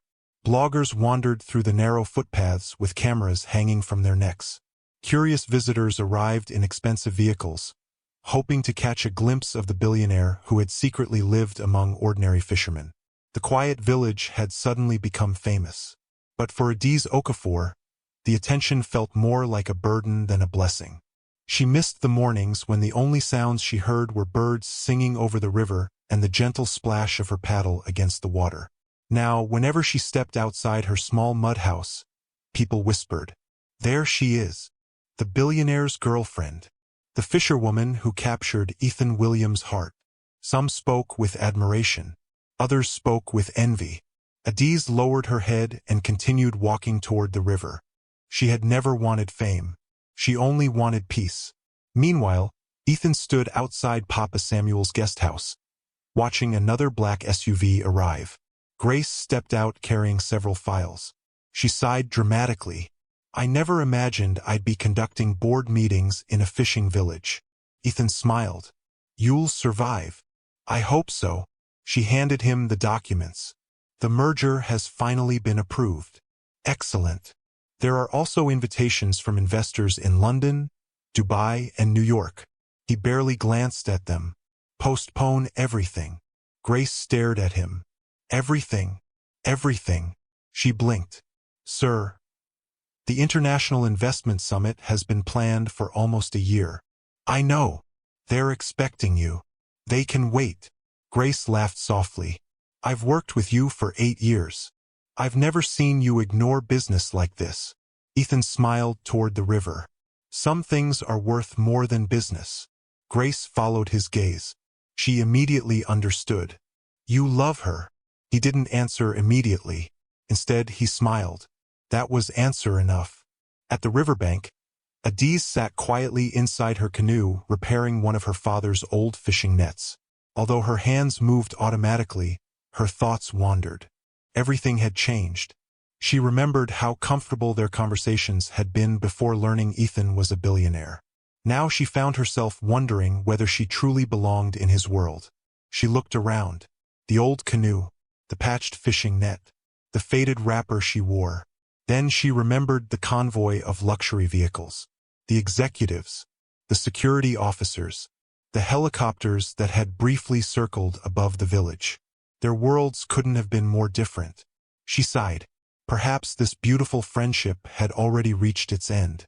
Just then, she heard familiar footsteps approaching. "You've been avoiding me." She looked up. Ethan stood smiling beside the canoe. "I'm not avoiding you." "No. You disappeared immediately after the market yesterday." She smiled faintly. "I needed time." "I understand." He sat beside her. For a few moments, neither of them spoke. The river flowed peacefully before them. Finally, Adiz broke the silence. "Why didn't you leave?" "What do you mean?" "Most rich people would have returned to the city after their secret was discovered." "I stayed." "Why?" He looked directly into her eyes. "Because you're here." Her heart skipped. She quickly looked away. "Ethan, I mean it. You still have companies to run." "I do." "You have meetings." "Yes." "You have responsibilities." "I know." She sighed. "Then why are you sitting beside a poor fisherwoman?" He smiled warmly. "Because I'd rather spend 1 hour beside you than an entire day inside another boardroom." She laughed softly. "You say strange things. I say honest things." That afternoon, Ethan asked a question that surprised her. "Will you teach me to cast the large fishing net?" She stared at him. "The large one?" "Yes. You can barely handle the medium-sized net." "I've been practicing." She couldn't help laughing. "Fine. But don't blame me if you fall into the river." He rolled up his sleeves confidently. "I'll be fine." 10 minutes later, he proved her completely right. The heavy net twisted around his legs. He lost his balance. With a loud splash, he fell directly into the river. Adiz laughed so hard she nearly dropped her paddle. Ethan emerged from the water dripping from head to toe. "You planned this." She wiped tears of laughter from her eyes. "I warned you." "You enjoyed that." "Very much." Even Ethan began laughing. The sound echoed across the river. Nearby fishermen smiled as they watched. One elderly fisherman whispered to another, "I've never seen that rich man laugh so freely." The other nodded. And I've never seen Adiz this happy. As the days passed, Ethan continued learning everything he could about village life. He repaired broken nets. He helped pull canoes ashore. He joined fishermen before sunrise. Although he still wasn't nearly as skilled as Adiz, everyone noticed how determined he was. One afternoon, while helping carry baskets of fish, Ethan noticed something troubling. Several children sat outside an old classroom whose roof had partially collapsed. Rainwater had damaged many of the desks. Only one teacher struggled to educate dozens of students. Ethan frowned. Is this the only school? Adiz nodded sadly. Many children stop attending. Why? Some families can't afford books. Others need their children to work. And when it rains, she pointed toward the damaged roof. Classes stop. Ethan remained silent. Later that evening, he quietly called Grace. I need architects. Architects. Yes. And engineers. She smiled knowingly. What else? A medical team. She laughed. I thought you postponed work. This isn't work. It's family. Over the next few days, construction experts quietly visited the village. Engineers inspected roads. Doctors examined elderly villagers free of charge. Surveyors measured land near the river. Nobody understood what was happening.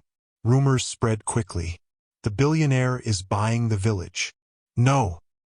He's building a resort. I heard he's opening a factory. Only Ethan knew the truth. One evening he visited Mama Ngozi. She welcomed him warmly. My son. Good evening, Mama. Come inside. Their small home remained exactly as it had always been. Simple, clean, filled with warmth. Mama Ngozi served him roasted plantains. I wish we had something better. He smiled. I've eaten in expensive restaurants around the world. Nothing tastes better than food shared with kindness. The older woman nodded approvingly. I understand now why my daughter smiles whenever she speaks about you. Ethan looked surprised. She talks about me? Mama Ngozi laughed. Every day. He smiled shyly. I wanted to ask your permission. She looked curious. For what? He took a deep breath. I love Adiz. The older woman's smile softened. I know. I've never met anyone like her. I know. I want to spend the rest of my life with her. Tears immediately gathered in Mama Ngozi's eyes. You've made an old woman very happy. He continued. But I don't want to marry her because I feel sorry for her. I know. I want to marry her because she makes me a better man. Mama Ngozi reached across the table and held his hands. My son. Money may attract many people, but only a good heart can recognize another good heart. You already have my blessing. The following morning, Ethan asked Adiz to meet him by the river just before sunset. She spent the entire day wondering why. When evening finally arrived, she walked slowly toward the place where they had first met. The muddy road had dried long ago. The river reflected brilliant shades of orange as the sun slowly disappeared behind distant trees. To her surprise, the entire riverbank had been decorated. Simple lanterns hung from tree branches. Fresh flowers lined the pathway. Several villagers stood quietly in the distance. Papa Samuel, Mama Ngozi, Chief Okoro. Even Grace had arrived from Lagos. Soft traditional music filled the evening air. Adiz looked around in confusion. What is all this? Before anyone answered, Ethan walked toward her. He wore a simple white native outfit instead of his usual casual clothes. In his hands was a small wooden box. Her heart began beating faster. Ethan, he smiled gently. Do you remember the first day we met? She nodded. You pushed my truck out of the mud. You refused my money. You smiled and walked away. The villagers listened quietly. You had no idea who I was. You treated me with kindness anyway. He stepped closer. I spent years searching for someone who would love me for myself. I traveled across villages hoping to find genuine people. I never imagined I would find the most extraordinary woman beside a quiet river. Adiz's eyes filled with tears. He continued, You taught me that strength isn't measured by muscles. It's measured by sacrifice. You taught me that wealth isn't counted in money. It's counted in kindness. You taught me that beauty isn't found in smooth hands. It's found in a generous heart. Many villagers lowered their heads in shame. Every cruel word they had spoken about Adiz echoed painfully in their memories. Ethan slowly knelt on one knee. Gasps spread through the crowd. He opened the small wooden box. Inside rested a breathtaking diamond ring that sparkled brilliantly beneath the evening sun. Adiz covered her mouth. Tears streamed freely down her face. Ethan looked into her eyes. Adiz Okafor, you once told me you wished someone would truly see you. I see you. I see your courage. I see your compassion. I see your honesty. I see the woman who carries her family on her shoulders without complaining. I see the woman who feeds hungry children before feeding herself. I see the woman who made me believe in love again. His voice trembled with emotion. I don't want a perfect woman. I want you. Will you marry me? Silence covered the riverbank. No one moved. No one breathed. Adiz stood frozen. The girl who had spent years believing no man could ever love her suddenly found herself staring at the man who possessed everything money could buy, yet wanted only her. She remembered every insult, every cruel laugh, every lonely night, every moment she had questioned her worth. Her father's words echoed in her heart. The river rewards patience. Her mother's voice followed. The right person will see your heart. She looked at Ethan, then at the villagers. Many of them were crying. Even Chidinma wiped tears from her cheeks.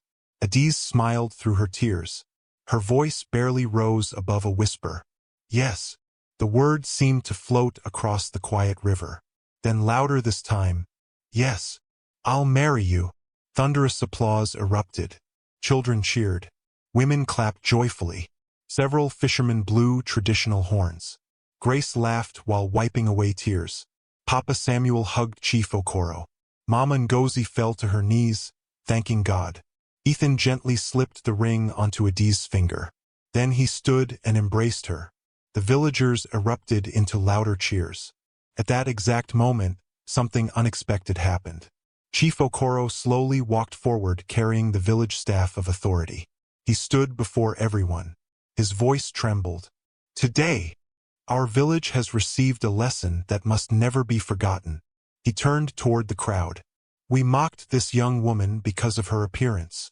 We measured beauty with our eyes instead of our hearts. We believed strength made her less of a woman. We were wrong. He raised the staff high. From this day onward, let every child born in this village remember that character is greater than appearance. Kindness is greater than beauty. And a person's worth can never be measured by the work they do. The villagers applauded again. Many openly wept. Chidinma slowly approached Adiz. I don't deserve your friendship. Adiz smiled. Then earn it. Chidinma burst into tears and hugged her tightly. For years they had been enemies. Now the walls between them finally crumbled. As darkness settled over the river and lanterns glowed warmly in the evening breeze, Ethan held Adiz's hand tightly. He whispered softly, Do you know what the best part of today is? She smiled. What? You still haven't judged me. She laughed. And you still can't throw a fishing net properly. He laughed with her. I suppose you'll have to keep teaching me. I suppose I will. Together they watched the river shimmer beneath the rising moon. The place where they had first met had now become the place where they promised to spend the rest of their lives together. The same villagers who had once laughed at the poor, muscular fisherwoman now applauded her with pride. And everyone present understood a truth they would carry for the rest of their lives. The greatest treasures in the world are not discovered by looking at a person's face, their clothes, or their wealth. They are discovered by looking into the heart.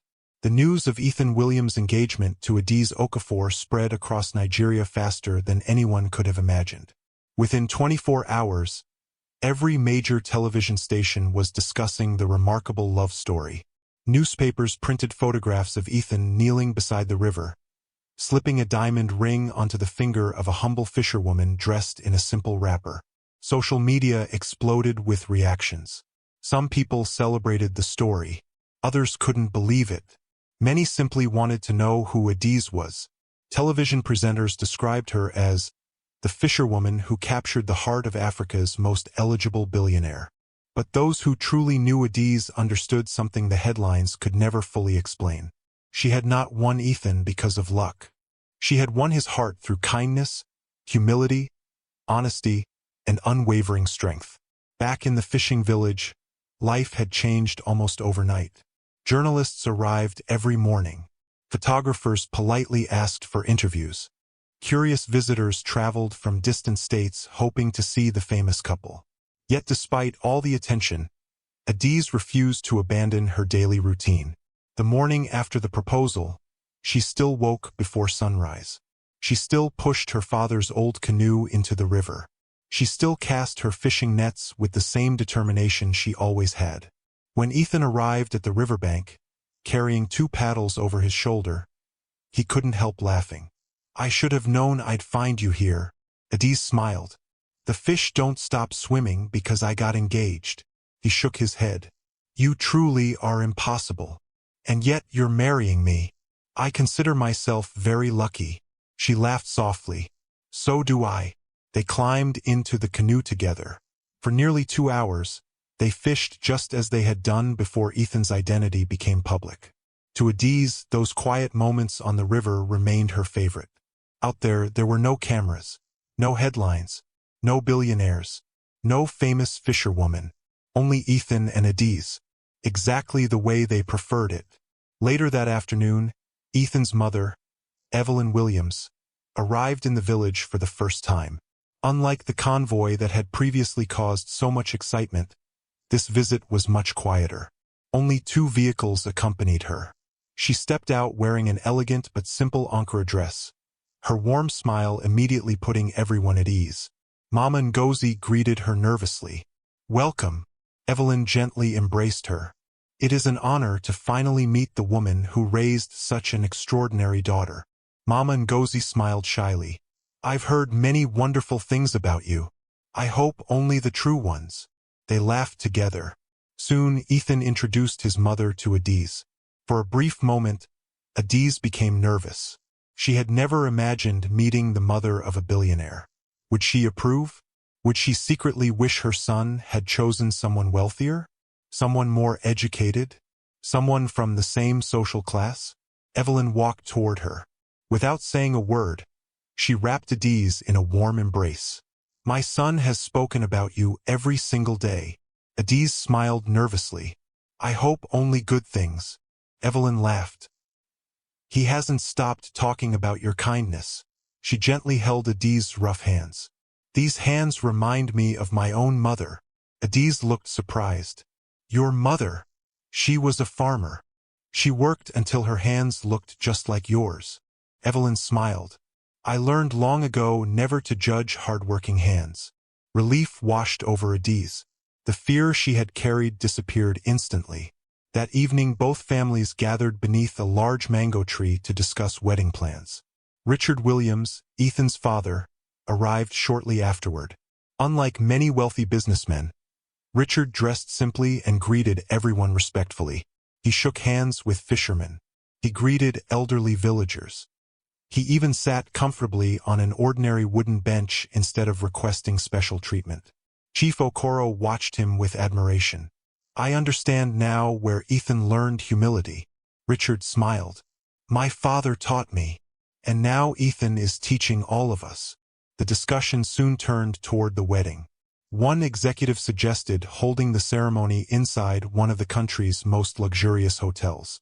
Another recommended a destination wedding abroad. Grace smiled politely. "Mr. Williams has already rejected both ideas." Everyone looked toward Ethan. He smiled. "Adiz." "Yes. Where would you like to get married?" She looked around the village. At the river. At the people who had watched her grow from childhood. At the little church where her father had once worshipped. "I want to marry where my father would have been happiest." Silence filled the gathering. She pointed toward the small village church. "I want to marry here." Ethan smiled warmly. "Then that's exactly where we'll marry." Preparations began immediately. Construction workers repaired the old church without changing its simple beauty. The roof was replaced. Fresh paint covered the walls.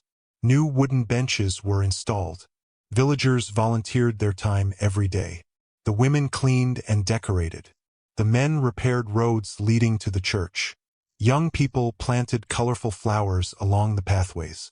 Nobody demanded payment. Everyone wanted to contribute. Even Chidinma worked harder than anyone.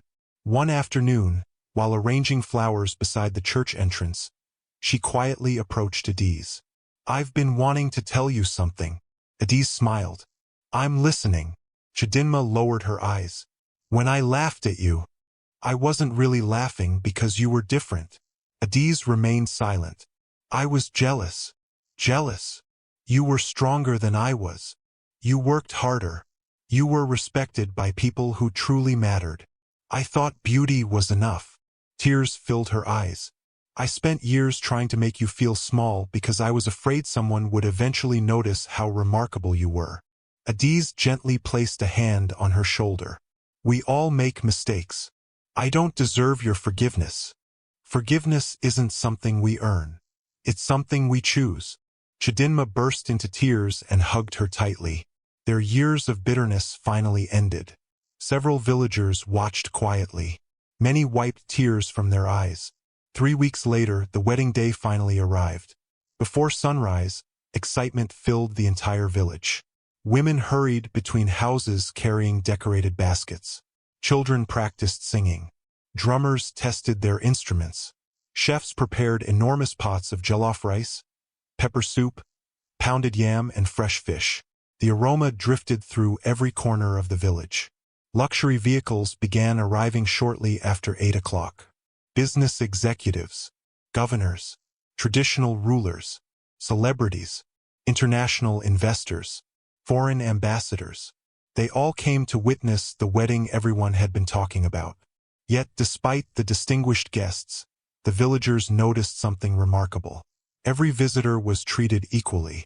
There were no special seats reserved only for the wealthy. Fishermen sat beside governors. Widows sat beside millionaires. Children laughed alongside famous actors. Ethan had personally insisted. "Today," he said, "everyone is family." Inside the small church, Adiz stood quietly wearing a breathtaking white wedding gown. The dress was elegant but simple, reflecting exactly who she was. Her hair was beautifully styled. A delicate veil rested over her face. Even those who had once mocked her appearance struggled to recognize her. Not because expensive clothes had transformed her, but because genuine happiness radiated from her face. Mama Ngozi adjusted the veil gently. "You look beautiful." Adiz smiled through tears. "Do I? You always have." The older woman kissed her forehead. "You simply needed someone who could see it." Outside, Ethan waited nervously beside the altar. Grace laughed softly. "I've negotiated billion-dollar contracts with you. I've never seen you this nervous." He smiled. "This feels much bigger." "It is." Richard placed a reassuring hand on his son's shoulder. "You've made the right choice." "I know. You chose character over appearances." Richard smiled proudly. "And that decision will bless you for the rest of your life." The church doors slowly opened. Everyone stood. Soft music filled the room. Adiz entered holding her mother's hand. The entire congregation turned toward her. Gasps echoed softly throughout the church. Even those who had known her all their lives stared in amazement. Not because of the expensive gown, not because of the jewelry, but because for the first time they looked beyond her muscles and rough hands. They finally saw the gentle, graceful woman who had always been there. Ethan couldn't take his eyes off her. As she reached the altar, tears filled his eyes. "You look incredible." She smiled. "So do you." The ceremony was simple but deeply emotional. The pastor spoke slowly. "Today we celebrate more than a marriage. We celebrate truth. We celebrate humility. We celebrate the victory of character over appearances." Many people nodded quietly. The pastor continued. "Too often society teaches us to judge people by beauty, wealth, education, or social status. But God looks at the heart. He looked toward Adiz. This young woman spent years being mocked because her hands were rough. He turned toward Ethan. This young man spent years being pursued because his pockets were full. Today, they remind us that genuine love ignores both appearances and wealth. The church became silent. The words touched everyone deeply. When the moment finally came to exchange vows, Ethan looked directly into Adiz's eyes.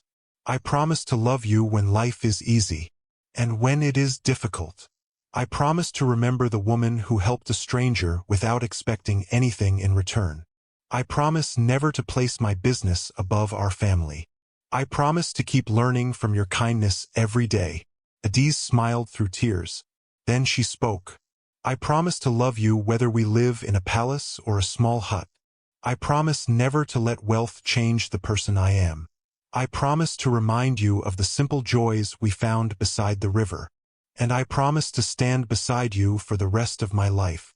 There wasn't a dry eye in the church. The pastor smiled warmly. By the authority given to me, I now pronounce you husband and wife. You may kiss your bride. Cheers erupted. Applause echoed throughout the church. Children shouted joyfully. Traditional drummers immediately began playing. Outside, colorful flower petals filled the air as Ethan and Adiz walked hand in hand into the bright afternoon sunshine. The celebration that followed lasted until late evening. Traditional dancers performed. Children sang. Guests from different cultures shared stories and laughter. Nobody cared about titles. Nobody cared about wealth. Everyone celebrated together. During the reception, Ethan stood before the microphone. The crowd gradually became quiet. He looked toward Adiz before speaking. I've been asked many times why I chose a fisherwoman. He smiled. The answer is simple. I didn't marry the most beautiful face. He gently took Adiz's hand. I married the most beautiful heart. The crowd applauded loudly. He continued. When I met Adiz, she didn't know I was wealthy. She helped me because I was a human being, not because I was important. He looked around the gathering. If more people judged others by kindness instead of appearance, the world would become a much better place. The applause grew even louder. Then something unexpected happened.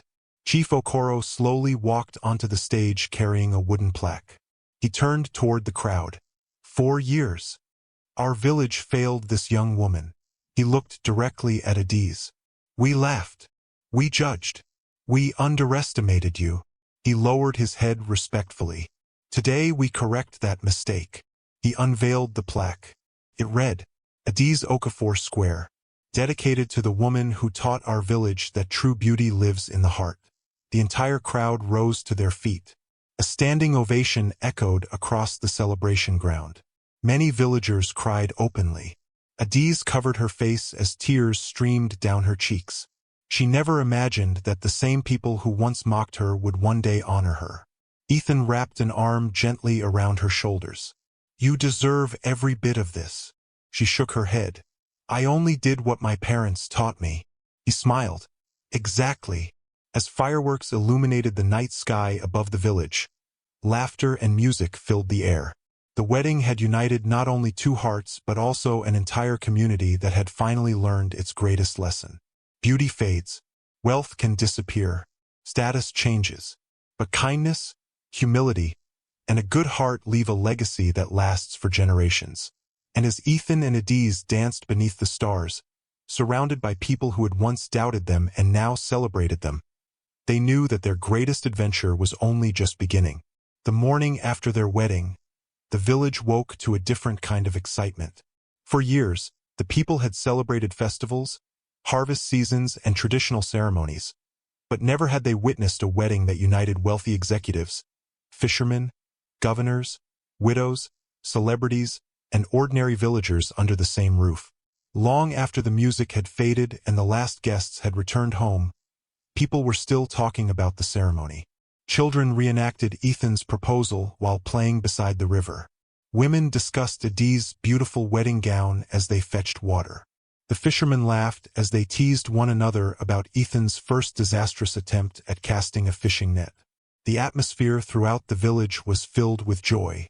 Inside the modest guest house where Ethan had first stayed, Papa Samuel sat outside smiling to himself. His wife noticed. "You've been smiling since sunrise." He nodded. "I keep thinking about how everything began." "The billionaire stuck in the mud?" Papa Samuel laughed heartily. "Who would have imagined that one muddy road would change so many lives?" His wife looked toward the river. "Sometimes God hides miracles inside ordinary days." Papa Samuel nodded. "And only later do we realize we were standing in the middle of one." Although Ethan and Adiz could have left immediately for a luxurious honeymoon in Europe or the Maldives, they surprised everyone. At breakfast, Grace entered carrying a carefully arranged itinerary. She smiled proudly. "I've prepared 3 honeymoon options." She placed glossy brochures on the table. Private island in the Seychelles. Luxury villa in Switzerland. 7-country European tour. Ethan looked at Adiz. "What do you think?" Adiz studied the brochures for a moment before smiling gently. "They're beautiful. But..." Grace tilted her head. "But..." Adiz looked outside the window toward the village. "There are people here who still don't have clean drinking water. There are children studying beneath leaking roofs. There are elderly widows who struggle to buy medicine." She looked back at Ethan.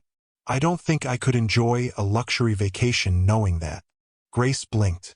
She had expected excitement. Instead, she heard compassion. Ethan smiled proudly. "I was hoping you'd say that." Grace looked between them. "You already discussed this?" Ethan laughed. "No, I just know my wife." He turned to Grace. "Cancel every honeymoon reservation." Grace smiled knowingly. "I thought you might." That afternoon Ethan gathered the entire village inside the open community square. Nobody knew why. Some assumed he wanted to say goodbye. Others believed he would announce plans to build a vacation resort. The square quickly filled with curious faces. Chief Okoro stood beside Mom Ngozi. Papa Samuel leaned comfortably on his walking stick. Even Chidinma arrived early. Once everyone had gathered, Ethan stepped forward holding Adiz's hand. He looked around slowly. "I owe this village more than words can express." Silence settled over the crowd. "I arrived here searching for peace. I found something much greater." He smiled at Adiz. "I found family." Warm smiles spread across many faces. He continued, "This village welcomed me." He paused and laughed softly. "Well, after my truck got stuck." Everyone laughed. "But more importantly, this village gave me the greatest blessing of my life." He looked lovingly at Adiz. "So today, I want to give something back." Grace stepped forward carrying several folders. She handed one to Chief Okoro. The elderly chief adjusted his glasses as he opened it. His eyes widened. "What is this?" Ethan smiled. "The first project. A new primary and secondary school." The crowd gasped. Grace handed over another document. "A fully equipped medical center." More gasps followed. Another file. "A clean water project." Another. "Modern fishing docks." Another. "A fish processing factory owned jointly by the fishermen and fisherwomen of this village." The square erupted into excited whispers. Ethan raised his hand gently. "There is more." The crowd immediately became silent again. "I don't want charity. I want opportunity." He looked directly at the fishermen. "The factory will belong to you. The profits will belong to you. My company will only provide the funding and training." Several fishermen looked at one another in disbelief. One elderly man began crying quietly. After the gathering ended, construction began almost immediately. Within days, engineers arrived. Bulldozers carefully cleared land. Architects measured building sites. Construction workers from nearby towns joined local laborers. For the first time, dozens of young people found stable employment without leaving the village. Adiz visited the construction sites every day. Unlike many wealthy people who supervised from a distance, she insisted on speaking with the workers personally. One afternoon she noticed a young laborer eating dry bread alone beneath a tree. She walked over. Why aren't you eating with everyone else? The young man smiled awkwardly. I sent most of my wages home. My younger sisters need school fees. She sat beside him. My father used to do the same. The young man looked surprised. You understand? I understand more than you think. She quietly asked one of the cooks to prepare another meal for him. She never mentioned it again. The laborer later told everyone, I've never met a rich woman who remembers what hunger feels like. Meanwhile, Ethan faced a different challenge. Although he spent most of his time in the village, his companies still required leadership. One afternoon Grace approached him carrying several files. Sir, he smiled.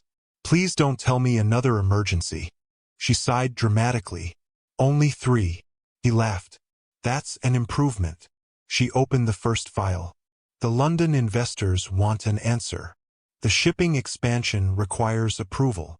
The hotel acquisition deadline is tomorrow. Ethan rubbed his forehead. Schedule virtual meetings. Grace smiled. You've become impossible. What do you mean? You used to work 16 hours every day. Now you insist meetings end before sunset. He looked toward the river. My wife likes evening walks. Grace laughed. I've definitely lost my old boss. No, you found a better one. She nodded thoughtfully. I think you're right. One evening, Ethan and Adiz walked quietly along the riverbank. The setting sun reflected beautifully across the calm water. Several children waved happily as they passed. One little girl suddenly ran toward Adiz. Auntie! Adiz knelt. What is it? The little girl smiled brightly. My teacher says I'll become a doctor because of the new school. Adiz hugged her gently. I believe you will. The little girl ran back toward her friends. Ethan smiled. You've inspired them. Adiz shook her head. No. Hope inspired them. A few days later, Ethan accompanied Adiz to the market. Old habits had not disappeared. Although she no longer needed to sell fish for survival, she still visited the market every week. Many traders welcomed her warmly. One elderly woman laughed. Our billionaire's wife still remembers us. Adiz smiled. I'll always remember you. She purchased vegetables from small traders instead of large suppliers. She stopped at nearly every stall. She asked about families. She remembered children's names. She visited elderly widows. Nothing about her attitude had changed. As they prepared to leave, Ethan noticed Chidinma quietly arranging tomatoes at a small table. Business seemed slow. Adiz walked over. How are sales? Chidinma forced a smile. They'll improve. Adiz looked carefully. You don't have enough customers. She turned to Ethan. I have an idea. The following week, Williams Global Hotels signed a contract purchasing fresh vegetables exclusively from women farmers in the village. Dozens of women suddenly had guaranteed buyers. Among them was Chidinma. When she received the first payment, tears filled her eyes. She hurried to Adiz's house. I don't know how to thank you. Adiz smiled. You don't have to. I treated you terribly. I know. And you still helped me. Adiz gently held her hand. If kindness only belonged to people who deserve it, none of us would ever receive it. Chidinma cried openly. From that day onward, she became one of Adiz's closest friends. Several months passed. The village transformed dramatically. The new school welcomed hundreds of students. The medical center opened its doors. Expectant mothers no longer traveled dangerous distances for treatment. The Clean Water Project eliminated many diseases caused by contaminated river water. Streetlights illuminated roads at night for the first time.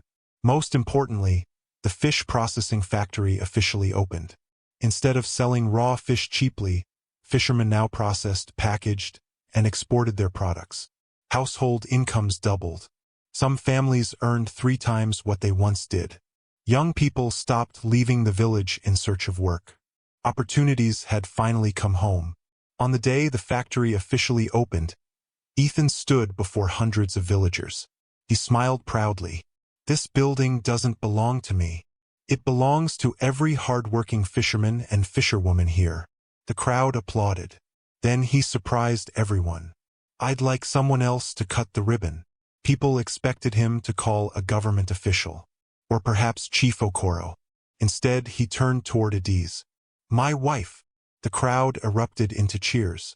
Adiz looked embarrassed. Ethan, you built this dream long before I arrived. She slowly accepted the ribbon-cutting scissors. Before cutting the ribbon, she looked at the crowd. I grew up believing poverty meant we had nothing. She smiled gently. But poverty never stopped us from loving one another. It never stopped us from sharing food. It never stopped us from helping neighbors. She looked toward the fishermen. Now we have opportunities. Let's never lose our kindness while gaining prosperity. Everyone applauded loudly. She cut the ribbon. The factory officially opened. That evening, Chief Okoro visited Ethan and Adiz at their home. He carried an old wooden box. I've kept this for many years. He handed it to Adiz. Curiously, she opened it. Inside lay an old fishing hook, carefully wrapped in cloth. Tears immediately filled her eyes. My father's. The chief nodded. We found it among his belongings after the storm. I intended to return it long ago. I kept postponing. He lowered his head. Perhaps because I was ashamed. Adiz gently picked up the hook. Memories flooded back. Her father teaching her to fish. His laughter. His encouragement. His belief in her. She wiped away tears. He always believed I could succeed. Chief Okoro smiled warmly. He was right. As the months turned into a year, the village became almost unrecognizable.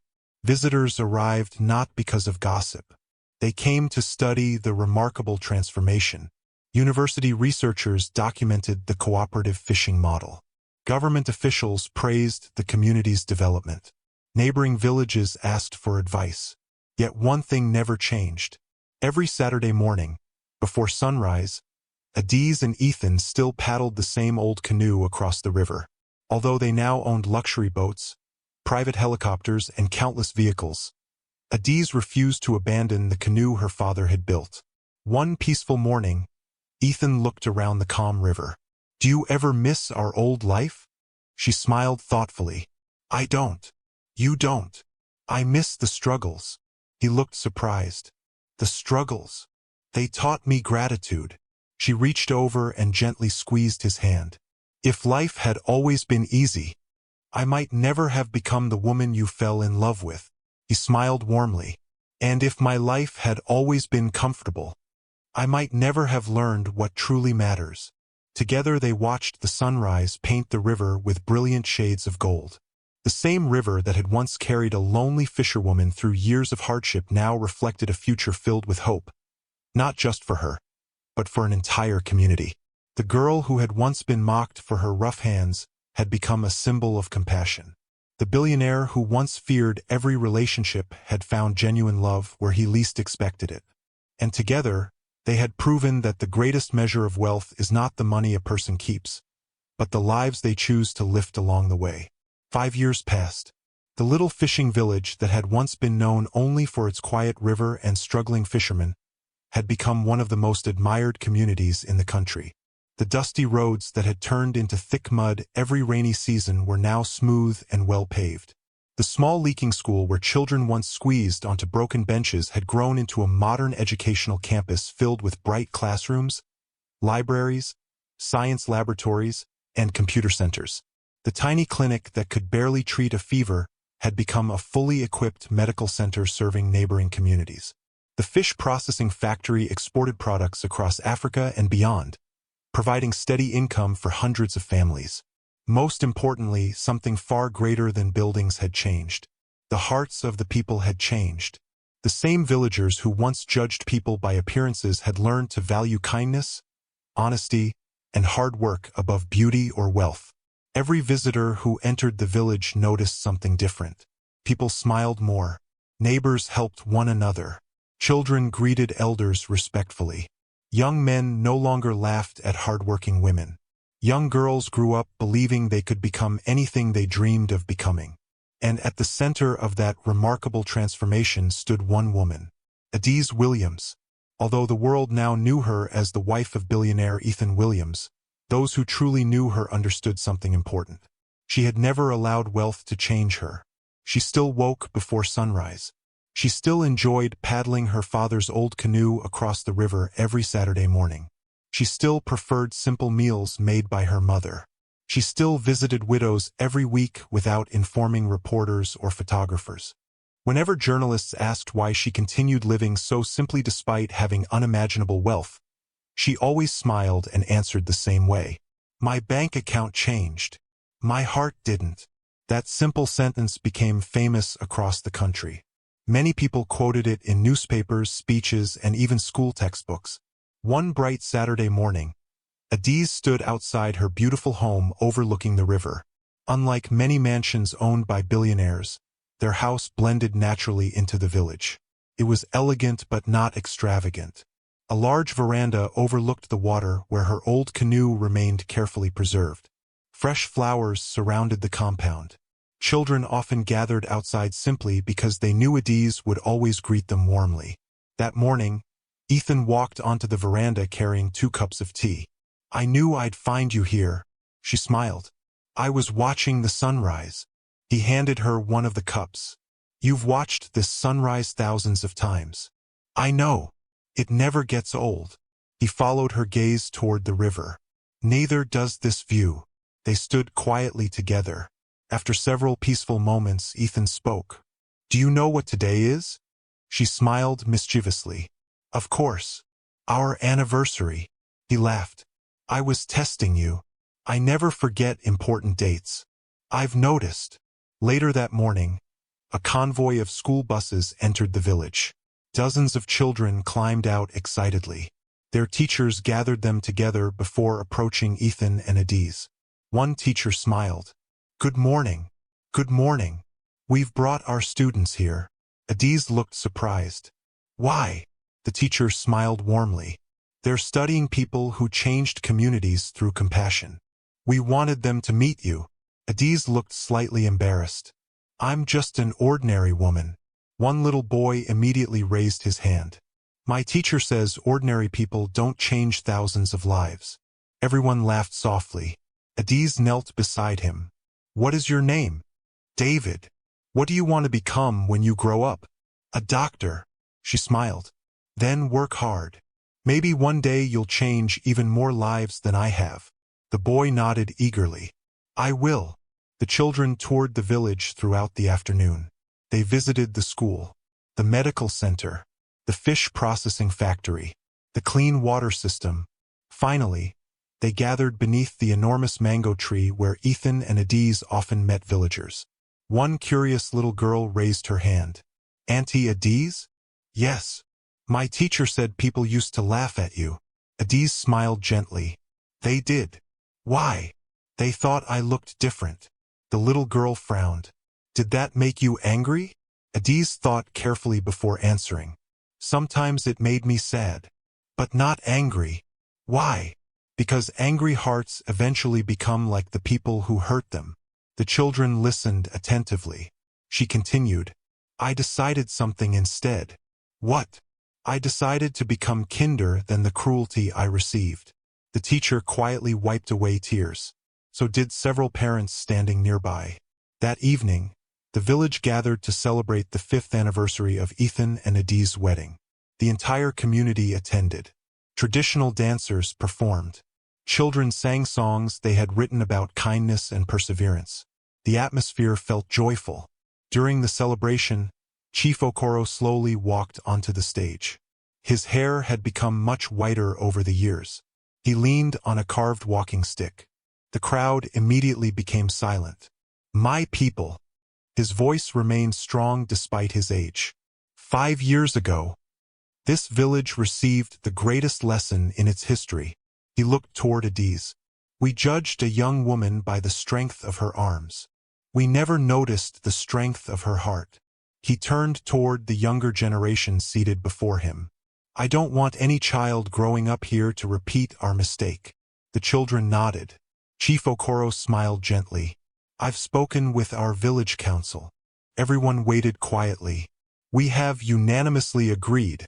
He paused dramatically. To build a monument. Whispers spread across the crowd. He continued, "Not because Adiz married a billionaire." He shook his head firmly. "That is not why. We honor her because she remained kind when people were cruel. She remained humble after becoming wealthy. And she taught us that appearances can deceive us." The audience erupted into applause. Several months later, the monument was completed. It stood at the entrance of the village where every visitor would see it immediately. Unlike ordinary statues, this one did not show Adiz wearing expensive clothes or jewelry. Instead, the sculptor had recreated the image everyone remembered. Adiz carrying a basket of fresh fish on her head, her rough hands gripping the basket firmly, her face wearing the same gentle smile she had always carried. Beside the statue stood a polished stone engraved with these words: "Never judge people by their appearance, their occupation, or their circumstances. Character is the greatest beauty a person can possess." Visitors often stopped to read the inscription.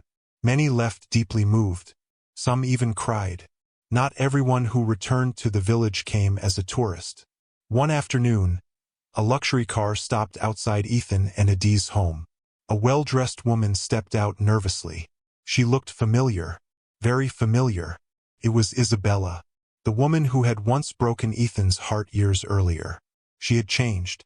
The confidence that once defined her had disappeared. She approached slowly. Ethan recognized her immediately. "Hello, Isabella." She smiled awkwardly.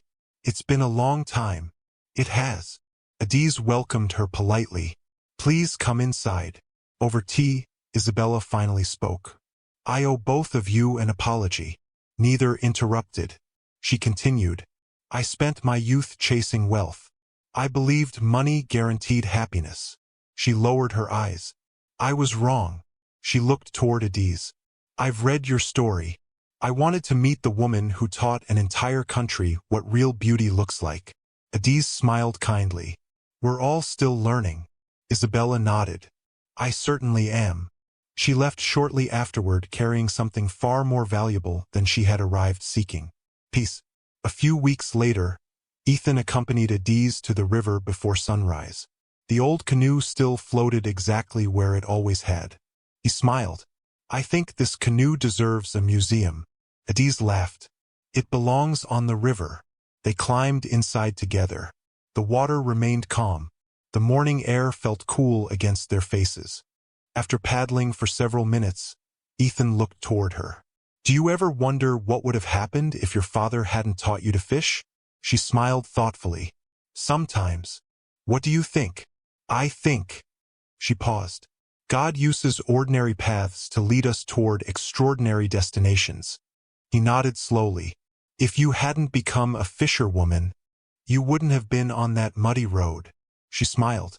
"And if your truck hadn't become stuck, you would have driven past." They both laughed.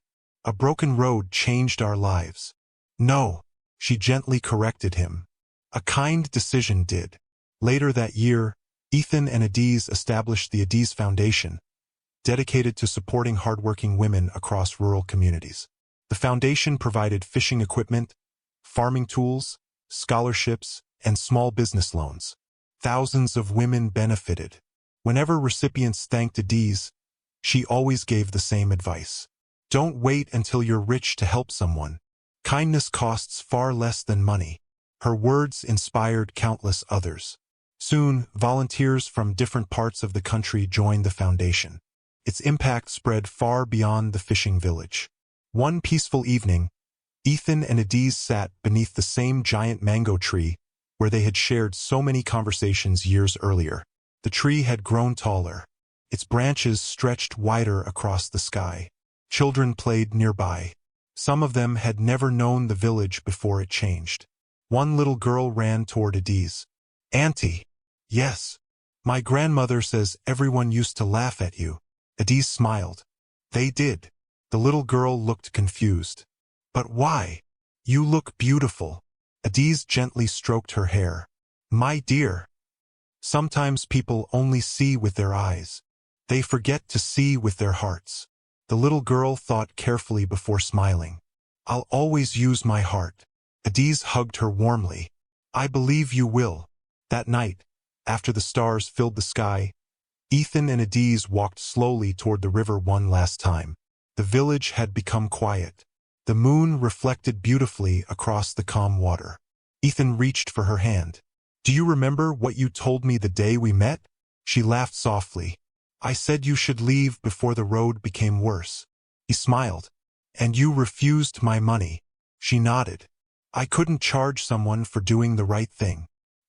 He looked into her eyes with the same admiration he had felt all those years ago. "You know, I spent years searching for true love. I looked in glamorous places. I attended exclusive parties. I traveled across countries." He squeezed her hand gently. "I found it beside a muddy road." She smiled through happy tears. "And I spent years believing no man would ever love me." She looked around the peaceful village. "I found love when I stopped searching for someone to admire my appearance and simply continued being myself."